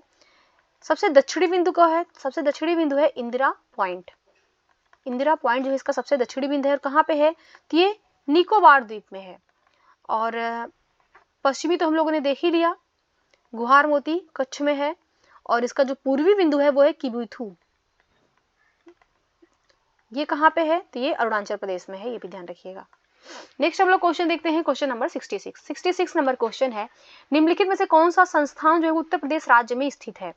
तो भारतीय मौसम विज्ञान विभाग, भारतीय मौसम विज्ञान विभाग कहाँ पे है तो ये है जो नई दिल्ली में, ये नई दिल्ली में है। भारतीय उष्ण कटिबंध मौसम विज्ञान संस्थान कहाँ पे है? तो उष्ण कटिबंधी मौसम विज्ञान संस्थान जो है वो पुणे में है। और मध्यम दर्जे के राष्ट्रीय मौसम भविष्यवाणी केंद्र कहाँ पे है तो ये जो है ये यूपी के नोएडा में है, ये ध्यान रखिएगा, यूपी के नोएडा में है। तो पूछ रहा यूपी में ही कौन सा स्थित है तो सी वाला इसका सही जवाब होगा। उत्तर प्रदेश के नोएडा में मध्यम दर्जे के राष्ट्रीय मौसम भविष्यवाणी केंद्र है। डी वाला भी चेक कर लेते हैं, भारतीय राष्ट्रीय समुद्र सूचना सेवा केंद्र, भारतीय राष्ट्रीय समुद्र सूचना सेवा केंद्र ये कहाँ पे है तो ये हैदराबाद में है। नेक्स्ट हम लोग क्वेश्चन देखते हैं, नेक्स्ट है 67 नंबर क्वेश्चन, निम्नलिखित में से किस साइट को फरवरी 2022 को भारत के रामसर स्थलों की सूची में जोड़ा गया है? तो किसको जो है फरवरी 2022 में जोड़ा गया है ये बताना है। तो देखिए जो फरवरी 2022 में जोड़ा गया है वो बखीरा पक्षी अभ्यारण्य जो इसको जोड़ा गया, इसका सही जवाब भी हो जाएगा। बखीरा पक्षी अभ्यारण्य कहाँ पे है तो ये ध्यान रखिएगा, ये जो संत कबीर नगर जिला है कहाँ का है उत्तर प्रदेश का, वहां पे है ये बखीरा पक्षी अभ्यारण्य। हैदरपुर वेटलैंड कहाँ पे है? देखिए हैदरपुर वेटलैंड जो है ये भी उत्तर प्रदेश में है और ये मानव निर्मित वेटलैंड है। इसको जो है वो 2021 में रामसर साइट में जोड़ा गया था। और सरसई नावर झील, देखिए सरसई नावर झील जो है ये भी उत्तर प्रदेश में है और इसको 2019 में जो है वो रामसर साइट घोषित किया गया था। नेक्स्ट हम लोग क्वेश्चन देखते हैं, क्वेश्चन नंबर 68 नंबर क्वेश्चन है, राज तरंगिणी पुस्तक के संदर्भ में बताना है। तो देखिए जो राज तरंगिणी पुस्तक है इसकी रचना कल्हड़ ने 12वीं शताब्दी में किया था, बिल्कुल करेक्ट है। इसमें जो है मध्यकालीन कश्मीर के इतिहास का मुख्य स्रोत इसको माना जाता है, ये भी सही है। और इसमें जो है वो 7,826 श्लोक हैं और इसे तरंग नामक 8 पुस्तकों में विभाजित किया गया है, तो ये भी बिल्कुल करेक्ट है। तीनों ही स्टेटमेंट सही है, तो इसका जो सही जवाब होगा वो ए हो जाएगा। देखिए जो रास तरंगिणी पुस्तक है ये संस्कृत ग्रंथ है, ये भी ध्यान रखिएगा, ये संस्कृत भाषा का है, जिसकी रचना जो है वो कल्हड़ ने किया है। और इसको 1448 से लेकर के यहाँ पे गलत लिख दिया, इसको जो है वो 1148 से लेकर के 1150 के बीच में इस पुस्तक की रचना किया गया था। और ये जो रास तरंगिणी पुस्तक है, ये जो कश्मीर के राजा थे, उनके बारे में ये प्रशासन, उनके सामाजिक, राजनीतिक, आर्थिक सभी जानकारियां जो उपलब्ध होती हैं रास तरंगिणी पुस्तक से। नेक्स्ट हम लोग क्वेश्चन देखते हैं, क्वेश्चन नंबर 69। सूची 1 को सूची 2 के साथ सुमेलित करना है और सही उत्तर का चयन करना है। तो यहाँ पे नहर दिया हुआ है और नहर का स्रोत दिया हुआ है। तो सरहिंद नहर कहाँ, इसका स्रोत का, इसके में जल कहाँ से आता है, तो सतलुज नदी से आता है। त्रिवेणी नहर में कहाँ से जल आता है, तो गंडक नदी से आता है। और मिदनापुर नहर में कहाँ से आता है, तो कांग सबाती नदी से आता है। और एडन नहर में दामोदर नदी से जल जो है वो आता है। तो इस प्रकार इसका मैच करेंगे तो 3, 4, 2, 1 होगा, तो सही जवाब इसका जो है वो ए हो जाएगा। नेक्स्ट हम लोग क्वेश्चन देखते हैं, क्वेश्चन है 70 नंबर क्वेश्चन। निम्नलिखित घटनाओं पर विचार करना है और कालक्रम में व्यवस्थित करना है। तो शक संवत का प्रारंभ कब हुआ था, तो ध्यान रखिएगा जो शक संवत का प्रारंभ हुआ था वो 78 ईस्वी में हुआ था। और इसको प्रारंभ किसने किया था, तो इसको जो है वो कनिष्क के समय में इसको प्रारंभ किया गया था। और अभी जो हमारे भारत सरकार प्रयोग कर रही है वो शक संवत का ही प्रयोग करती है भारत सरकार। गुप्त संवत को चंद्रगुप्त ने प्रारंभ किया था और इसका प्रारंभ जो हुआ था वो 319 ईस्वी में हुआ था। हर्ष संवत का प्रारंभ हर्षवर्धन ने किया था, कन्नौज का राजा था हर्षवर्धन, और इसने जो है वो 606 ईस्वी में जो है हर्ष संवत का प्रारंभ किया था। देखिए हिजरी संवत जो है वो 622 ईस्वी में इसका प्रारंभ होता है। और जो इस्लाम धर्म के आखिरी प्रवर्तक थे हजरत मोहम्मद, वो जब मक्का से मदीना जाने का जो समय होता है, मक्का से जब मदीना जाते हैं उसी समय जो है हिजरी संवत को प्रारंभ किया जाता है।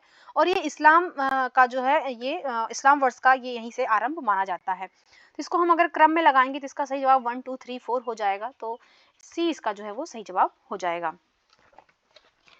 नेक्स्ट हम लोग क्वेश्चन देखते हैं, क्वेश्चन नंबर 71 नंबर क्वेश्चन है, निम्नलिखित में से कौन सा राज्य तेलुगु गंगा परियोजना के अंतर्गत नहीं आता है। तो जो तेलुगु गंगा परियोजना है ये चेन्नई की, ये ध्यान रखिएगा, ये जो चेन्नई शहर है, चेन्नई की जो है ये पेय जलापूर्ति परियोजना है। तो इसके अंतर्गत कौन कौन नहीं आता है, देखिए इसमें जो है केरल नहीं आता है, ध्यान रखिएगा इसमें जो है वो केरल नहीं आता, इसका सही जवाब ए हो जाएगा। बाकी तमिलनाडु, आंध्र प्रदेश, कर्नाटक, ये तीनों जो है वो तेलुगु गंगा परियोजना के अंतर्गत लाभान्वित होते हैं।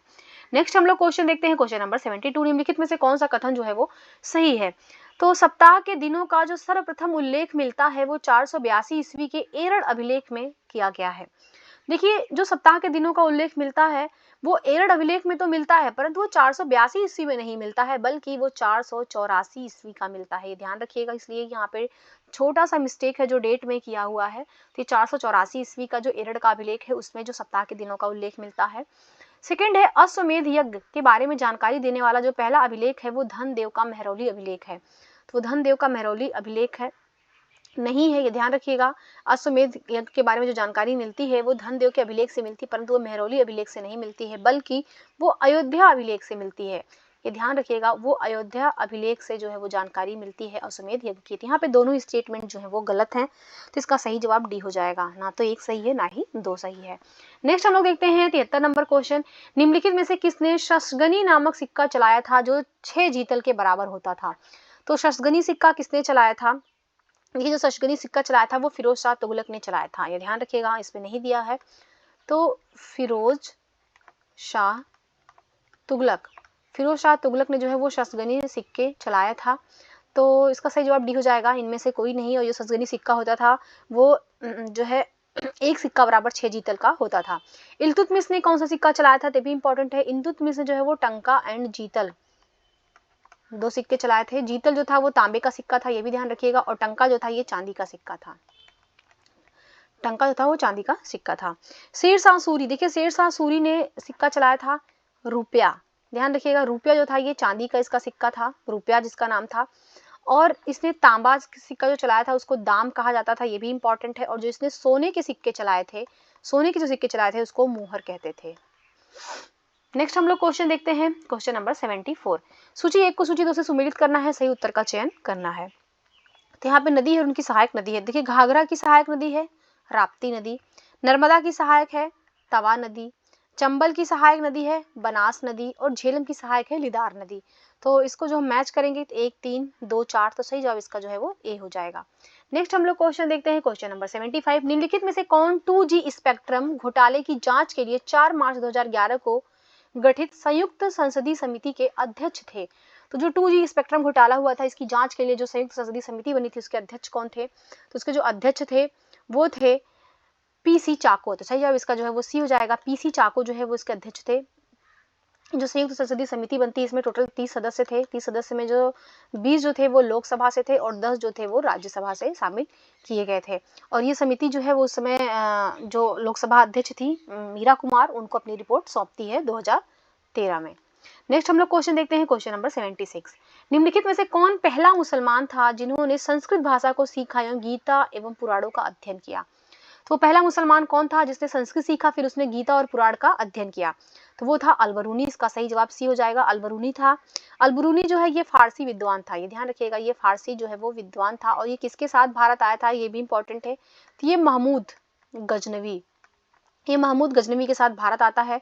और इसकी रचनाएं पूछी जाती है एग्जाम में, तो इसकी रचनाएं इंपॉर्टेंट है, याद रखिएगा। किताब उल हिंद, किताब उल हिंद और तहकीक ए हिंद, तहकीक ए हिंद जो है इसकी प्रमुख रचनाएं हैं। नेक्स्ट हम लोग क्वेश्चन देखते हैं, क्वेश्चन नंबर 77। निम्नलिखित में से किसने सबसे कम समय तक शासन किया है? सबसे कम समय तक शासन किसने किया है? तो देखिए जो इल्तुतमिश शासन करता है तो ये 1210 से लेकर के 1236 तक शासन करता है। बलबन कब करता है? तो ये 1266 से लेकर के 1287 तक करता है। और गयासुद्दीन तुगलक जो करता है वो 1320 से लेकर के 1325 तक करता है। और बहलोल लोदी जो करता है वो 1451 से लेकर के 1489 तक करता है। तो यहाँ पे हम देख रहे हैं जो सबसे कम शासन किया है वो किया है गयासुद्दीन तुगलक ने। सही जवाब इसका जो है वो सी हो जाएगा। नेक्स्ट है क्वेश्चन, क्वेश्चन नंबर 78। निम्नलिखित में से कौन सा विकल्प जो है वो सही नहीं है? राज्य क्षेत्र और वहां पे स्थानांतरित कृषि है। तो कौन से राज्य में स्थानांतरित कृषि को किस नाम से पुकारा जाता है, उसको बताना है, कौन सा जो है वो सही सुमेलित है। देखिए आंध्र प्रदेश में जो स्थानांतरित कृषि होती है उसको पोडू कहते हैं, बिल्कुल करेक्ट है। पश्चिमी घाट में जो होता है स्थानांतरित कृषि उसको कुमारी कहा जाता है। और देखिए राजस्थान में कुरबा, ये गलत है। कुरबा जो स्थानांतरित कृषि है ये कहा जाता है झारखंड में, ये जो है झारखंड में कहा जाता है, ना कि राजस्थान में। इसलिए जो है इसका सही जवाब तो सी हो जाएगा, सी वाला सही सुमेलित नहीं है। और मणिपुर में जो स्थानांतरित कृषि होती है उसको पालमू कहा जाता है। और एक भी इंपॉर्टेंट और है, वो भी ध्यान रखिएगा, खिल, जो खिल स्थानांतरित कृषि है ये कहाँ पे कहा जाता है? तो ये भी ध्यान रखिएगा, ये जो हिमालय वाला ये एरिया है, जो हिमालय वाला क्षेत्र है, वहां पे स्थानांतरित कृषि को खिल कहा जाता है। नेक्स्ट हम लोग क्वेश्चन देखते हैं, क्वेश्चन नंबर 79। निम्नलिखित में से कौन सा विकल्प जो है वो सही सुमेलित नहीं है? अतारकिन का दरवाजा, अतारकिन का दरवाजा का निर्माण किसने करवाया था? इल्तुतमिश ने करवाया था, बिल्कुल सही सुमेलित है। और आदिलाबाद का मकबरा किसने बनवाया था? तो ये जहांगीर ने नहीं बनवाया था, गलत है। आदिलाबाद का मकबरा जो है वो मोहम्मद बिन तुगलक ने बनवाया था। तो सही जवाब तो बी हो जाएगा, बी वाला जो है सही सुमेलित नहीं है। नेक्स्ट भी देख लेते हैं, जामा मस्जिद, जामा मस्जिद किसने बनवाया था? तो शाहजहां ने बनवाया था। और 2.5 दिन का झोपड़ा जो है कुतुबुद्दीन ऐबक ने बनवाया था, ये भी बिल्कुल करेक्ट है। नेक्स्ट हम लोग देखते हैं क्वेश्चन, क्वेश्चन नंबर 80। निम्नलिखित में से कौन सा जो विकल्प है वो सही नहीं है? कौन सा विकल्प जो है सही नहीं है? तो भारतीय कृषि अनुसंधान संस्थान कहाँ पे है? तो भारतीय कृषि अनुसंधान संस्थान कहाँ पे है? तो नई दिल्ली में है, बिल्कुल सही है। केंद्रीय आलू संस्थान कहाँ पे है? तो शिमला में है, ये भी बिल्कुल करेक्ट है। केंद्रीय वनस्पति अनुसंधान संस्थान कहाँ पे है? तो ये लखनऊ में है, बिल्कुल करेक्ट है। और केंद्रीय नारियल अनुसंधान संस्थान कहाँ पे है? देखिए ये कोट्टायम में नहीं है, ये गलत है, ये कासरगोड केरल में है। कासरगोड केरल में जो है वो केंद्रीय नारियल अनुसंधान संस्थान है। तो सही जवाब इसका डी हो जाएगा, डी वाला जो है वो सही सुमेलित नहीं है। नेक्स्ट हम लोग देखते हैं 81 नंबर क्वेश्चन। निम्नलिखित में से कौन सा जो है वो सही नहीं है? यहाँ पे भी गलत छांटना है। तो 1 पिकोग्राम, 1 पिकोग्राम में देखिए 10 पे पावर -18 नहीं होता है, 10 पे पावर -12 ग्राम होता है 1 पिकोग्राम में। तो सही जवाब तो इसका ए हो जाएगा, ये वाला जो है वो सही विकल्प नहीं है। नेक्स्ट भी देख लेते हैं, 1 माइक्रोन में 10 टू द पावर -6 ग्राम होता है। और एक फेम्टोग्राम में 10 टू द पावर -15 ग्राम होता है। और एक नैनोग्राम में 10 टू द पावर -9 ग्राम होता है। ये सारे करेक्ट है। नेक्स्ट हम लोग देखते हैं 82 नंबर क्वेश्चन। नवीनतम कृषि डेटा 2022 के अनुसार किस 2 फसलों के उत्पादन में महाराष्ट्र जो है वो पहले स्थान पे है? तो देखिए सुपारी, सुपारी में और अरहर में। तो महाराष्ट्र, देखिए महाराष्ट्र किसमें प्रथम है, पहले हम ये देख लेते हैं। देखिए महाराष्ट्र जो प्रथम है वो है अरहर, अरहर जिसको हम लोग तूर भी बोलते हैं, इसमें महाराष्ट्र प्रथम है। इसके अलावा जो है वो कपास में महाराष्ट्र प्रथम है। तो देख लेते हैं अरहर और कपास कहाँ पे दिया हुआ है। हाँ, तो बी वाला इसका जो है सही हो जाएगा, अरहर, तूर और कपास। इसमें जो है महाराष्ट्र प्रथम में है। सुपारी में प्रथम कौन है? देखिए जो सुपारी है, सुपारी में जो प्रथम है वो है कर्नाटक। कर्नाटक जो है वो सुपारी में प्रथम है। और बाजरा, बाजरा में प्रथम कौन है? तो बाजरा में जो प्रथम है वो है राजस्थान। नेक्स्ट हम लोग देखते हैं 83 नंबर क्वेश्चन। डिजिटल भुगतान प्रणाली को बढ़ावा देने के लिए किस समिति का गठन किया गया था? तो कौन सी समिति थी जो डिजिटल भुगतान प्रणाली को बढ़ावा देने के लिए गठित की गई थी? तो वो थी रतन पी वाटल समिति। सही जवाब इसका डी हो जाएगा। रतन पी वाटल समिति का गठन जो किया गया था वो डिजिटल पेमेंट को बढ़ावा देने के लिए किया गया था। जानकी रमन समिति का गठन किया गया था बैंकों में जो लेन देन किया जाता है उसको सुरक्षात्मक रूप से किया जाए, इसके लिए गठन किया गया था। उर्जित पटेल जो समिति का गठन किया गया था वो मौद्रिक ढांचे की जांच के लिए किया गया था। और एसी शाह समिति का गठन जो किया गया था वो गैर बैंकिंग वित्तीय कंपनी जो थी उसको उसमें सुधार के लिए जो है वो एसी शाह समिति का गठन किया गया था। नेक्स्ट हम लोग क्वेश्चन देखते हैं, क्वेश्चन नंबर 84। कौन सा विकल्प जो है वो सही सुमेलित नहीं है नवीनतम खनिज डेटा है 2022 का? तो देखिए ऑस्ट्रेलिया, ऑस्ट्रेलिया पहली रैंक है किसमें? तो ध्यान रखिएगा ये बॉक्साइट में पूछ रहा है। तो बॉक्साइट में जो है पहली रैंक किसकी है? तो ऑस्ट्रेलिया की है। दूसरी रैंक किसकी है? तो गिनी की है। और तीसरी रैंक किसकी है? तो वो चीन की है। लेकिन भारत की यहाँ पे देखिए चौथी रैंक नहीं है, ध्यान रखिएगा। भारत की जो है वहाँ पे 5वीं रैंक है, इसलिए इसका जो सही जवाब होगा वो डी हो जाएगा। डी वाला सही सुमेलित नहीं है। नेक्स्ट है क्वेश्चन, क्वेश्चन नंबर 85। निम्नलिखित में से कौन सी पंचवर्षीय योजना उद्योग पर आधारित थी? तो उद्योग पर आधारित कौन सी थी? तो देखिए उद्योगों के लिए बात किया गया है दूसरी पंचवर्षीय योजना में। सही जवाब इसका बी हो जाएगा। दूसरी पंचवर्षीय योजना जो 1956 से लेकर के 1961 के बीच में था, इसमें जो है उद्योगों को विकसित करने पर ध्यान दिया जाता है और साथ ही तीव्र औद्योगिकरण के लिए बात किया जाता है दूसरी पंचवर्षीय योजना में। इसे जो है महालनोबिस योजना भी कहा जाता है, ये भी ध्यान रखिएगा। महालनोबिस योजना भी कहा जाता है द्वितीय पंचवर्षीय योजना को। जो प्रसिद्ध सांख्यिकीविद थे प्रशांत चंद्र महालनोबिस, उन्हीं के नाम पे जो इसको रखा गया था। और देखिए जो पहली पंचवर्षीय योजना थी, पहली पंचवर्षीय योजना जो है इसमें जो है देश के कृषिगत विकास पे ध्यान देने के लिए बात किया गया है। ये 1951 से लेकर के 1956 तक था। और तीसरी जो पंचवर्षीय योजना है, तीसरी पंचवर्षीय योजना ये 1961 से लेकर 66 के बीच में था। और इसमें जो है अर्थव्यवस्था को स्वतंत्र बनाने के लिए मतलब आत्मनिर्भर बनाने के लिए बात किया गया है। और जो चौथी पंचवर्षीय योजना है इसमें विकास के साथ स्थिरता और आत्मनिर्भरता की बात किया गया था चौथी में। और ये इसको जो है वो गाडगिल फार्मूले पर ही आधारित था, ये भी ध्यान रखिएगा। ये जो है वो गाडगिल फार्मूले पर आधारित था चौथी पंचवर्षीय योजना। इसके अलावा एक बहुत ही इंपॉर्टेंट है, वो भी ध्यान रखिएगा। जो पांचवी पंचवर्षीय योजना है जिसका टाइम पीरियड 1974 से लेकर के 78 के बीच था, यहाँ पे जो है वो गरीबी उन्मूलन, गरीबी हटाओ का जो नारा दिया गया था, गरीबी उन्मूलन, इसकी बात किया गया था पांचवी पंचवर्षीय योजना में। नेक्स्ट हम लोग क्वेश्चन देखते हैं, क्वेश्चन नंबर 86। नवीनतम खनिज डेटा 2022 के अनुसार निम्नलिखित में से किस राज्य में दूसरा सबसे बड़ा हीरे का भंडार मौजूद है? तो जो हीरे का भंडार जो है कहाँ पे है दूसरा सबसे बड़ा? तो दूसरा है आंध्र प्रदेश में। इसका सही जवाब सी हो जाएगा। आंध्र प्रदेश में जो है दूसरा सबसे बड़ा भंडार है। मध्य प्रदेश में देखिए पहला है। और थर्ड पे कौन सा है? तो छत्तीसगढ़ है, ये भी ध्यान रखिएगा। नेक्स्ट हम लोग क्वेश्चन देखते हैं 87 नंबर क्वेश्चन। निम्नलिखित में से कौन सा विकल्प जो है पांचवी पंचवर्षीय योजना से संबंधित नहीं है? तो देखिए पांचवी पंचवर्षीय योजना अभी हमने पीछे डिस्कस किया, इसका जो टाइम पीरियड था वो 1974 से लेकर के 78 के बीच में था। और पहली बार यहीं पे जो है गरीबी उन्मूलन का बात किया जाता है, गरीबी हटाओ का नारा दिया जाता है, बिल्कुल करेक्ट है। 20 सूत्री जो है यहाँ पे कार्यक्रम दिया जाता है और मरुस्थलीय विकास का कार्यक्रम भी दिया जाता है और अंत्योदय कार्यक्रम। यहाँ पे देखिए चारों ही स्टेटमेंट जो है वो करेक्ट है, ये ध्यान रखिएगा। यहाँ पे कोई भी ऐसा स्टेटमेंट नहीं है ऑप्शन जो इनकरेक्ट हो। नेक्स्ट है क्वेश्चन, क्वेश्चन नंबर 88। वर्तमान में निम्न में से कौन सा राज्य कॉर्ड्स का सबसे बड़ा उत्पादक है? कॉर्ड्स का जो सबसे बड़ा उत्पादक है वो है राजस्थान। सही जवाब इसका ए हो जाएगा। राजस्थान जो है वो सबसे बड़ा उत्पादक है। सेकंड जो है वो आंध्र प्रदेश है, फिर थर्ड पे जो है वो तेलंगाना आता है। नेक्स्ट हम लोग क्वेश्चन देखते हैं, क्वेश्चन नंबर 89। निम्नलिखित में से कौन सा विकल्प जो है वो सही नहीं है? तो तीसरी पंचवर्षीय योजना, तीसरी पंचवर्षीय योजना में सार्वजनिक वितरण प्रणाली की बात किया गया था, ये बिल्कुल करेक्ट है। चौथी पंचवर्षीय योजना हमने पीछे डिस्कस किया, इसको गाडगिल फार्मूला भी कहा जाता है, तो ये बिल्कुल करेक्ट है। और सातवीं पंचवर्षीय योजना, सातवीं पंचवर्षीय योजना में केंद्रीय ग्रामीण स्वच्छता कार्यक्रम प्रस्तुत किया गया था, ये 1986 का था, ये बिल्कुल करेक्ट है। और जो नौवीं पंचवर्षीय योजना है, नौवीं पंचवर्षीय योजना में मध्याह्न भोजन योजना की बात किया गया था, तो ये गलत है। देखिए जो मध्याह्न भोजन योजना की बात किया गया था वो 8वीं पंचवर्षीय जो योजना थी उसमें बात किया गया था, ना कि 9वीं में, इसलिए सही जवाब जो है वो डी हो जाएगा। नेक्स्ट हम लोग क्वेश्चन देखते हैं 90 नंबर क्वेश्चन, वर्तमान में कोयले की स्थापित क्षमता की दृष्टि से उत्तर प्रदेश को कौन सा स्थान दिया गया है। तो कोयले की जो स्थापित क्षमता है उसमें उत्तर प्रदेश का जो स्थान है वो है दूसरा। सही जवाब इसका ए हो जाएगा, दूसरा स्थान है। पहला कौन है, तो ये ध्यान रखिएगा, पहला जो है वो महाराष्ट्र का है, पहला जो है वो महाराष्ट्र का है, दूसरा जो है उत्तर प्रदेश का है, और थर्ड किसका है, तो छत्तीसगढ़ का है। नेक्स्ट क्वेश्चन, क्वेश्चन नंबर 91, गलत विकल्प का चयन करना है। तो यहाँ पे देखिए सीओपी के जो मीटिंग्स हुई हैं वो किस देश में हुई है। तो जो सीओपी 26 हुई है ये कहाँ पे हुआ है, तो ये ग्लासगो यूनाइटेड किंगडम में किया गया है, ये भी बिल्कुल करेक्ट है। और सीओपी 27 जो है वो शर्म अल शेख मिस्र में हुआ है, ये बिल्कुल करेक्ट है। और सीओपी 28 जो है वो दुबई संयुक्त अरब अमीरात में किया गया है, बिल्कुल करेक्ट है। तो यहाँ पे तीनों ही सही है, इसलिए सही जवाब इसका डी हो जाएगा, इनमें से कोई भी इनकरेक्ट नहीं है। नेक्स्ट हम लोग देखते हैं 92 नंबर क्वेश्चन, निम्नलिखित में से कौन एक अदिश राशि है। अदिश राशि देखिए क्या होती है, अदिश राशि में क्या होता है ना कि इसमें केवल परिमाण होता है, इसमें दिशा नहीं होती है, ध्यान रखिएगा, इसमें दिशा नहीं होती है। और सदिश राशि में क्या होता है, सदिश राशि में परिमाण के साथ साथ दिशा भी होती है।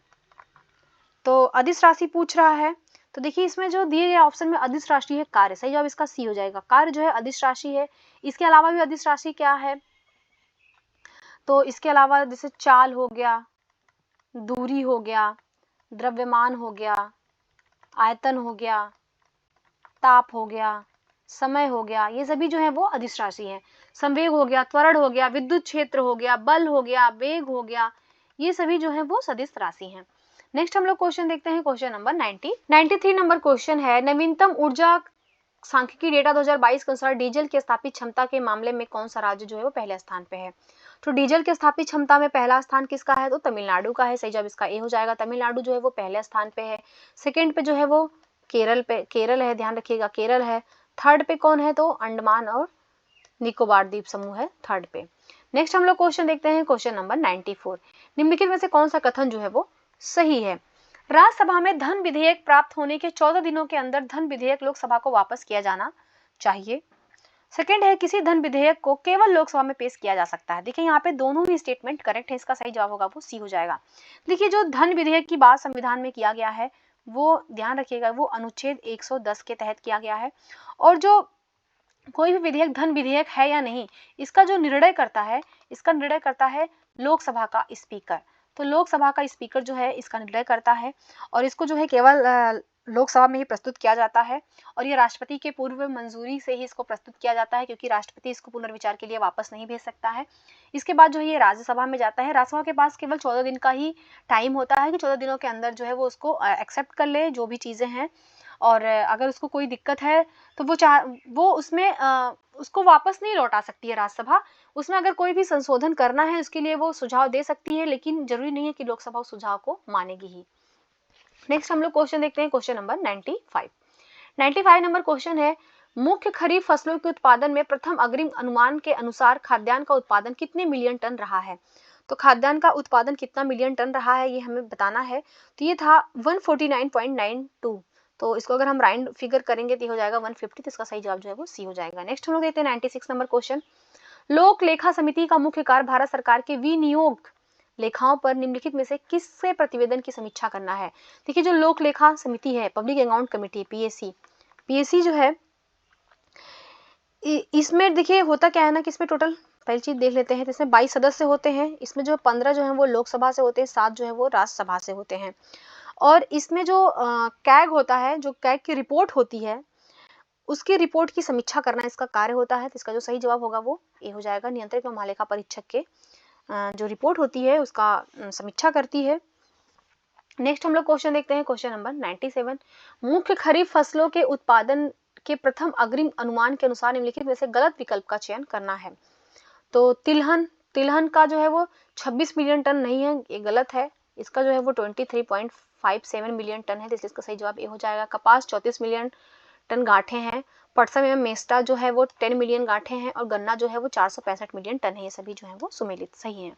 नेक्स्ट हम लोग क्वेश्चन देखते हैं, क्वेश्चन नंबर 98 नंबर क्वेश्चन है, भारतीय संविधान के किस अनुच्छेद के अंतर्गत अंतरराष्ट्रीय समझौतों को प्रभावी बनाने के लिए संसद जो है वो राज्य सूची के विषय पे भी कानून बना सकती है। अगर कोई अंतरराष्ट्रीय कानून या समझौता है उसको अगर प्रभावी बनाना है तो संसद राज्य सूची के विषय पे भी कानून बना सकती है, ये कहा गया है। अनुच्छेद 253 के तहत। जब इसका ए हो जाएगा, अनुच्छेद 253 के तहत क्या कहा गया है। अनुच्छेद 263 क्या है, देखिए इसमें जो है इंटर स्टेट काउंसिल की बात किया गया है, अंतरराज्यीय परिषद की बात किया गया है। अंतरराज्यीय परिषद की जो बात किया गया है अनुच्छेद 263 के तहत किया गया है। और अनुच्छेद 283 के तहत जो है वो संचित निधि जो आकस्मिक निधि है इनकी बात किया गया है, ये भी ध्यान रखिएगा। और अनुच्छेद 233 जो है इसमें जो जिला न्यायाधीश की नियुक्ति है, जो जिला जज है इसकी नियुक्ति की बात किया गया। इसकी नियुक्ति कौन करता है, इसकी जो नियुक्ति है वो राज्यपाल के द्वारा किया जाता है, लेकिन राज्यपाल जो है वो हाई कोर्ट के परामर्श के आधार पे ही जो नियुक्ति करता है। नेक्स्ट हम लोग देखते हैं क्वेश्चन नंबर 99 नंबर क्वेश्चन, निम्नलिखित राज्यों को कालक्रम में व्यवस्थित करना है। राष्ट्रीय ग्रामीण स्वास्थ्य मिशन, देखिए राष्ट्रीय ग्रामीण स्वास्थ्य मिशन कब आया था, तो ये 2005 में आया था। प्रधानमंत्री रोजगार योजना कब आता है, तो ये आता है 1993 में। और इंदिरा आवास योजना जो है वो 1985 में आता है। और जवाहर रोजगार योजना जो है ये 1989 में आता है। तो अगर इसको हम सही मैच करेंगे तो 3 4 2 1 होगा, कालक्रम में अनुसार लगाएंगे तो इसका जो सही जवाब होगा वो बी हो जाएगा। पहले 3 आएगा, फिर 4 आएगा, फिर 2 आएगा, फिर 1 आएगा। नेक्स्ट हम लोग देखते हैं क्वेश्चन नंबर 100, निम्नलिखित में से कौन सा महत्वपूर्ण दिवस प्रत्येक वर्ष जुलाई महीने में मनाया जाता है। तो जुलाई में कौन सा दिवस मनाया जाता है, देखिए विश्व आर्द्रभूमि दिवस कब मनाया जाता है, तो ये तो 2 फरवरी को मनाया जाता है, तो ये तो जुलाई में मनाया नहीं जाता है। विश्व वानिकी दिवस कब मनाया जाता है, तो ये तो 21 मार्च को मनाया जाता है विश्व वानिकी दिवस। विश्व पर्यावरण दिवस कब मनाया जाता है, तो ये 5 जून को मनाया जाता है। तो इसमें तो जुलाई में कोई नहीं है, तो सही जवाब इसका जो है डी हो जाएगा। जुलाई में महत्वपूर्ण दिवस क्या है देख लेते हैं। तो सबसे इंपॉर्टेंट तो है 26 जुलाई। 26 जुलाई को क्या मनाया जाता है, तो कारगिल विजय दिवस मनाया जाता है। कारगिल विजय दिवस भारत में मनाया जाता है। और 28 जुलाई को क्या मनाया जाता है, तो 28 जुलाई को जो विश्व हेपेटाइटिस दिवस मनाया जाता है। विश्व हेपेटाइटिस दिवस जो 28 जुलाई को मनाया जाता है। और एक इंपॉर्टेंट और है, ये भी ध्यान रखिएगा, 29 जुलाई को जो है वो अंतरराष्ट्रीय बाघ दिवस मनाया जाता है। अंतरराष्ट्रीय बाघ दिवस मनाया जाता है 29 जुलाई को। नेक्स्ट है क्वेश्चन नंबर 101, निम्नलिखित में से किस गैस में ध्वनि की गति जो है वो 25 डिग्री सेल्सियस पर सबसे कम होती है। तो जो ध्वनि की गति होती है वो 25 डिग्री सेल्सियस पर सबसे कम होती है, तो किसमें होती है, तो ये होता है सल्फर डाइऑक्साइड में। इसका सही जवाब डी हो जाएगा। सल्फर डाइऑक्साइड में जो ध्वनि की गति जो है सबसे कम होती है। सबसे अधिक देखिए किसमें होती है, सबसे अधिक जो है वो हीलियम में होती है मैक्सिमम। उसके बाद से किसमें होती है, उसके बाद से इसके वायु में होती है, फिर ऑक्सीजन में होती है, और सबसे कम होती है सल्फर डाइऑक्साइड में। नेक्स्ट हम लोग क्वेश्चन देखते हैं, क्वेश्चन नंबर 102, निम्नलिखित में से कौन सा विकल्प जो है वो सही सुमेलित है। वैश्विक शांति सूचकांक 2022 के आधार पे है, ग्लोबल पीस इंडेक्स 2022। तो जारी कौन करता है, पहली चीज तो यही भी ध्यान रखिएगा, जारी करता कौन है इस इंडेक्स का, तो वह institute for economic and peace, institute for economic and peace इसको जारी करता है। और इसमें जो है बताना है कौन सा जो है सही सुमेलित है। तो इसमें जो भारत की रैंक है 135, ये बिल्कुल करेक्ट है। भारत की रैंक जो है 135 थी। आयरलैंड की इसमें देखिए पहली रैंक नहीं है, पहली रैंक किसकी है, तो पहली रैंक जो है वो आइसलैंड की है। आइसलैंड की जो है उसमें पहली रैंक है। दूसरी रैंक जो है वो यहाँ पे देखिए आइसलैंड गलत दिया, दूसरी रैंक जो है वो किसकी है, तो वो न्यूजीलैंड की है। न्यूजीलैंड की जो है वो दूसरी रैंक है। और तीसरी रैंक जो है इसमें वो है आयरलैंड की। और देखिए जो ये 2022 का इंडेक्स है ये भी ध्यान रखिएगा। 2023 में जो भारत की रैंक है वो भी ध्यान रखिएगा, भारत की रैंक जो है वो 126 है। 126वीं रैंक आई है किसकी, तो भारत की ग्लोबल पीस इंडेक्स में। नेक्स्ट हम लोग क्वेश्चन देखते हैं, क्वेश्चन नंबर 103, निम्नलिखित में से किसका यंग प्रत्यास्था गुणांक सबसे अधिक है। सबसे अधिक किसका है, तो सबसे अधिक जो है वो एल्युमिनियम का है, जब इसका डी हो जाएगा। सबसे अधिक एल्युमिनियम का है, इसके बाद से शीशा का है, शीशा के बाद से फिर अस्थि का है, उसके बाद से सबसे कम जो है वो लकड़ी का है। नेक्स्ट हम लोग क्वेश्चन देखते हैं, क्वेश्चन नंबर 104, उत्तर प्रदेश राज्य का एक लोकगीत नौका झक्कड़ किस समुदाय के द्वारा गाया जाता है। देखिए जो नौका झक्कड़ है इसको नाई समुदाय के द्वारा गाया जाता है, इसका सही जवाब सी हो जाएगा। नेक्स्ट देखते हैं 105 नंबर क्वेश्चन, तापमान को 0 डिग्री से 100 डिग्री तक बढ़ाने के लिए कितनी कैलोरी उष्मा की आवश्यकता होगी। तो देखिए इसमें जो है 100 कैलोरी की आवश्यकता होती है, सही जवाब इसका बी हो जाएगा। 106 नंबर क्वेश्चन देखते हैं, करेला निम्न में से किस प्रकार की जड़ का उदाहरण है। तो देखिए कांदिल जड़ किसमें पाया जाता है, तो ये शकरकंद में पाया जाता है। शकरकंद में जो है कांदिल जड़ पाया जाता है। पुलकित जड़ किसमें पाया जाता है, तो पुलकित जड़ जो है वो डहेलिया में जो है वो पुलकित जड़ पाया जाता है। और ग्रंथित जड़ किसमें पाया जाता है, तो ये जो है वो आंबा हल्दी में पाया जाता है। और मणिका में जड़ जो है वो करेला में पाया जाता है, इसका सही जवाब जो है वो डी हो जाएगा। नेक्स्ट हम लोग देखते हैं क्वेश्चन नंबर 107। प्रकाश की निम्नलिखित में से किस घटना के कारण दरवाजे की झिरी से आने वाला प्रकाश बिखर जाता है? कौन सी ऐसी घटना है जिसके कारण जो है प्रकाश बिखर जाता है? तो वो है डिफ्रैक्शन ऑफ लाइट्स, जिसको कहते हैं प्रकाश का विवर्तन। सही जवाब इसका ए हो जाएगा, डिफ्रैक्शन ऑफ लाइट्स। नेक्स्ट हम लोग क्वेश्चन देखते हैं क्वेश्चन नंबर 108। अभिक्रियाशीलता के घटते क्रम का चयन करना है, किसमें अभिक्रियाशीलता की जो दर है पहले सबसे अधिक होगी, फिर उससे कम, फिर उससे कम। तो जिंक में सबसे अधिक होगी, फिर आयरन में होगी, फिर टिन में होगी। तो इसका जो सही जवाब होगा वो बी हो जाएगा। नेक्स्ट हम लोग देखते हैं क्वेश्चन नंबर 109। निम्नलिखित में से कौन सा जो है वो सही सुमेलित नहीं है? मार्शल आर्ट दिया और संबंधित रास दिया है। पाइका अखाड़ा है तो ये उड़ीसा में बिल्कुल सही सुमेलित है। काठी सामू मार्शल आर्ट कहाँ का है? तो काठी सामू जो है वो आंध्र प्रदेश का है। इंसु नावर जो मार्शल आर्ट है, देखिए ये नागालैंड का नहीं है, बल्कि ये कहाँ का है? तो ये है मिजोरम का। ये ध्यान रखिएगा, ये जो है वो मिजोरम का जो मार्शल आर्ट है वो है इंसु नावर। वर्मा अति कहाँ का है? तो ये तमिलनाडु का, बिल्कुल करेक्ट है। तो क्वेश्चन के हिसाब से सही जवाब होगा वो सी का हो जाएगा। नेक्स्ट है क्वेश्चन नंबर 110। ड्यूरालुमिन मिश्र धातु के निर्माण में किस घटक का उपयोग नहीं किया जाता? देखिए जो ड्यूरालुमिन ये एक मिश्र धातु है, तो इसमें किसका प्रयोग नहीं किया जाता है? तो देखिए ड्यूरालुमिन में होता क्या है ना कि इसमें 95% तो एल्यूमिनियम होता है, और इसमें 4% कॉपर होता है, और इसमें जो है 0.5% जो है वो मैग्नीशियम होता है, और इसमें जो 0.5% जो है वो मैग्नीज होता है।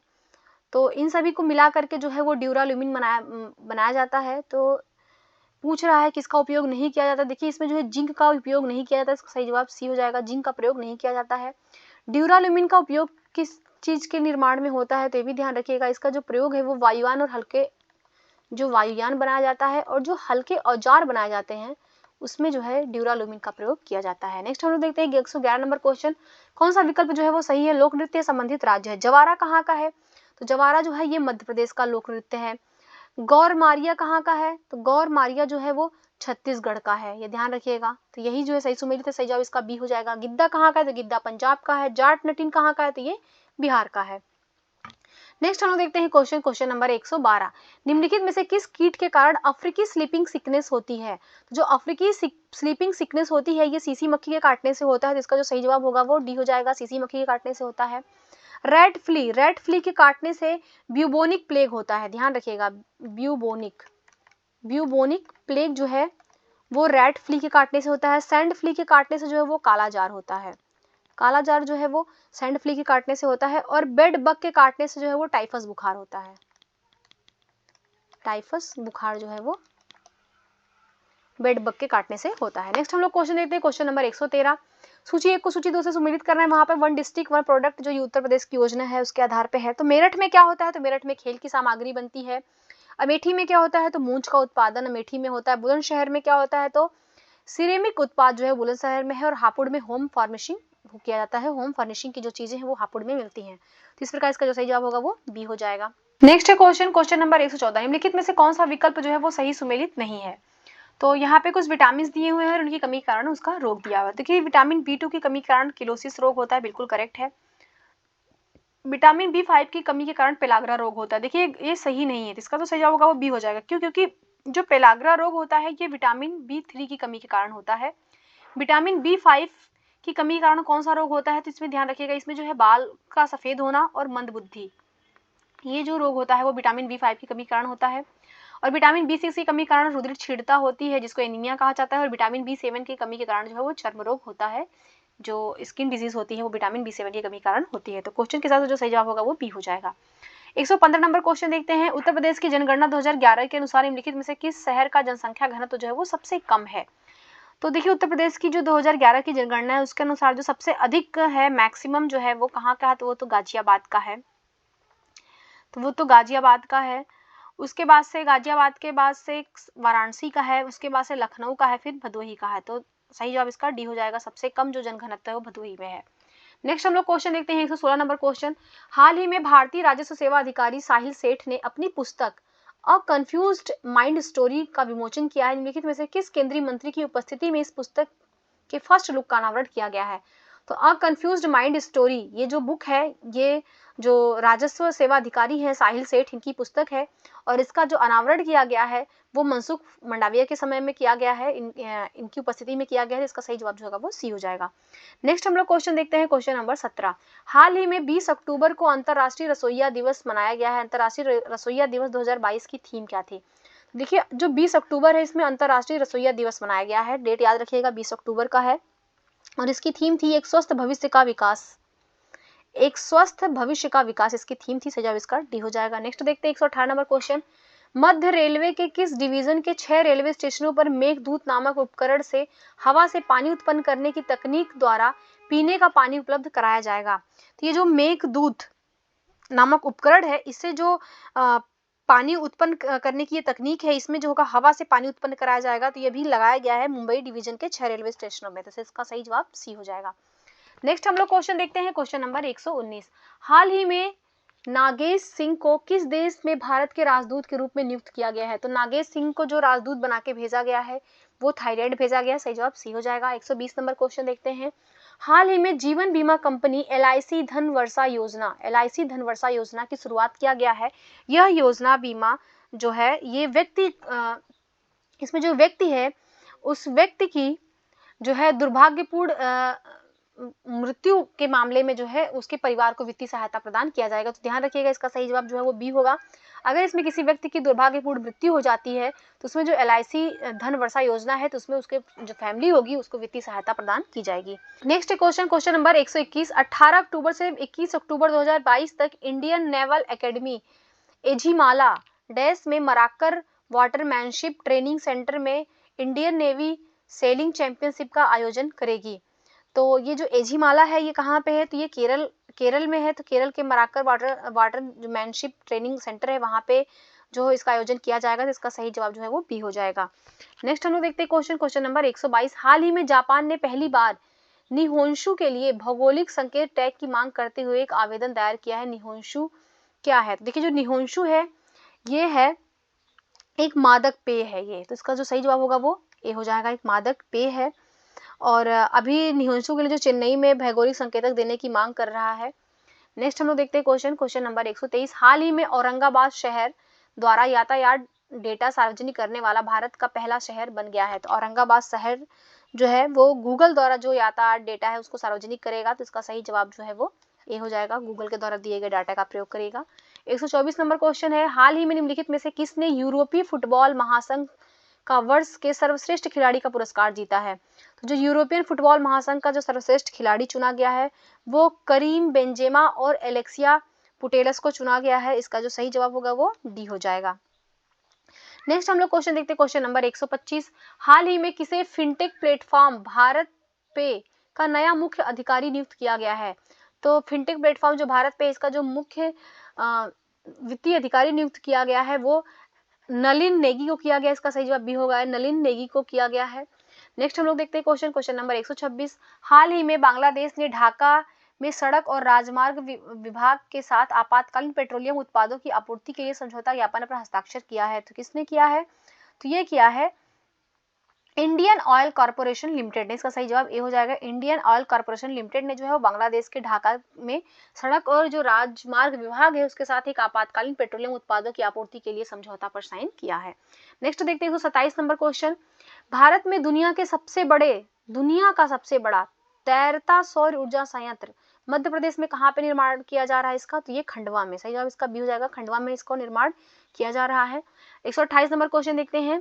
यहाँ पे ये रीजनिंग का क्वेश्चन है कि लुप्त संख्या ज्ञात करना है। तो इसका जो सही जवाब होगा वो बी हो जाएगा, 5 इसकी लुप्त संख्या है। 129 नंबर क्वेश्चन देखते हैं। यहाँ पे इस क्रम में गलत संख्या दी हुई है तो गलत संख्या की पहचान करनी है। तो इसमें जो गलत संख्या है वो है इसका सही जवाब बी 169। यहाँ पे 169 नहीं होना चाहिए बल्कि यहाँ पे 164 होना चाहिए। आप लोग इसको देख लीजिएगा। नेक्स्ट हम लोग देखते हैं क्वेश्चन, क्वेश्चन नंबर 130। निम्नलिखित में से विषम को चुनना है। तो यहाँ पे विषम कौन है? तो यहाँ पे विषम जो है वो TVWU है। इसका सही जवाब ए हो जाएगा। यहाँ पे होना चाहिए TVUW। नेक्स्ट हम लोग देखते हैं क्वेश्चन, क्वेश्चन नंबर 131। दिए गए शब्दों को शब्दकोश के अनुसार व्यवस्थित कीजिए तथा उन शब्दों को ज्ञात कीजिए जो शब्दकोश में ठीक तीसरे स्थान पर आएगा। तो देखिए पहले स्थान पे तो पैराग्राफ आ रहा है, पैराग्राफ जो है वो फर्स्ट स्थान पे आ रहा है, दूसरे पे पैरेलल आ रहा है और थर्ड पे जो है वो पैराफ्रेज आ रहा है और फोर्थ में जो है वो पेरेंट आ रहा है। तो तीसरे में पूछा तो डी इसका सही जवाब हो जाएगा। नेक्स्ट हम लोग देखते हैं 132 नंबर क्वेश्चन, निम्नलिखित अनुक्रम में कितने ए हैं ऐसे हैं जिनके ठीक पहले बी है और बाद में ई है। तो इसको देखेंगे तो इसमें है एक है ऐसा।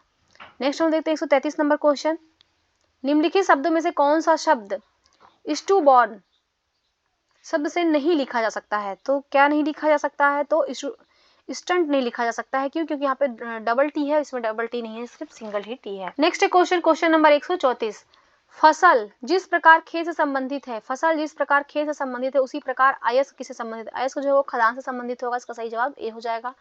नेक्स्ट देखते हैं 135 नंबर क्वेश्चन, एक गुप्त कोड में एसटीडी को 20 के रूप में लिखा जाता है, तो उसी कूट भाषा में जो है वो फिगर को किस कूट में लिखा जाएगा। तो फिगर को जो है लिखा जाएगा 30 के कूट में, इसका सही जवाब बी हो जाएगा। 136 नंबर क्वेश्चन है, निम्नलिखित वायसराय को उनके कालक्रम के अनुसार व्यवस्थित करना है। तो देखिए लॉर्ड कैनिंग कब था, तो ये 1856 से लेकर के 1862 में था। लॉर्ड लॉरेंस कब था, तो 1864 से लेकर के 1869 में था। लॉर्ड लिटन कब था, तो ये 1876 में से लेकर के 1880 में था। और लॉर्ड रिपन कब था, तो ये 1880 से लेकर के 1884 में था। तो इनको कालक्रम में व्यवस्थित करेंगे तो 1 2 3 4 इसका जवाब हो जाएगा। तो इसका सही जवाब जो है वो ए हो जाएगा। नेक्स्ट हम लोग देखते हैं क्वेश्चन नंबर 137, निम्नलिखित में से कितने त्रिभुज हैं, आकृति में कितने त्रिभुज दिए गए हैं। तो यहाँ पे टोटल 10 त्रिभुज है, सही जवाब इसका बी हो जाएगा। 138 नंबर क्वेश्चन है, 081318 अंकों को दर्पण प्रतिबिंब में कितने अंक जो है अपने मूल स्थान मतलब मूल रूप में ही दिखाई देंगे। अगर उनको दर्पण प्रतिबिंब पूछ रहा है यहाँ पे, तो यहाँ पे 3 अंक जो है अपने मूल रूप में दिखाई देंगे, सही जवाब इसका सी हो जाएगा। 139 क्वेश्चन देखते हैं, निम्नलिखित समूह में कौन शेष 3 से भिन्न है, तीनों से भिन्न कौन है। तो ये यहाँ पे लीटर जो है तीनों से भिन्न है, मील, सेंटीमीटर, गज, जबकि लीटर क्या है, तो ये जो है एक लिक्विड को मापने का पैमाना है। मील हो गया, सेंटीमीटर, गज, ये तीनों से भिन्न है। नेक्स्ट हम लोग देखते हैं 140 नंबर क्वेश्चन, निम्नलिखित समूह में कौन सा एक जो है वो अलग है, कौन एक विषम है। तो देखिए यहाँ पे नाक, जीभ, त्वचा, हाथ।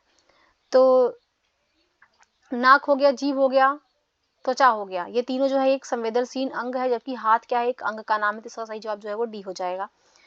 तो इसी के साथ जो ये टेस्ट पेपर समाप्त होता है। मिलेंगे अपने नेक्स्ट टेस्ट में। अगर आपको हमारी वीडियोस अच्छी लग रही है तो प्लीज़ आप मेरे चैनल को सब्सक्राइब करिए, मेरे वीडियोस को लाइक करिए, ज़्यादा से ज़्यादा अपने फ्रेंड्स लोगों में शेयर करिए। देखने के लिए आप लोगों का बहुत बहुत धन्यवाद।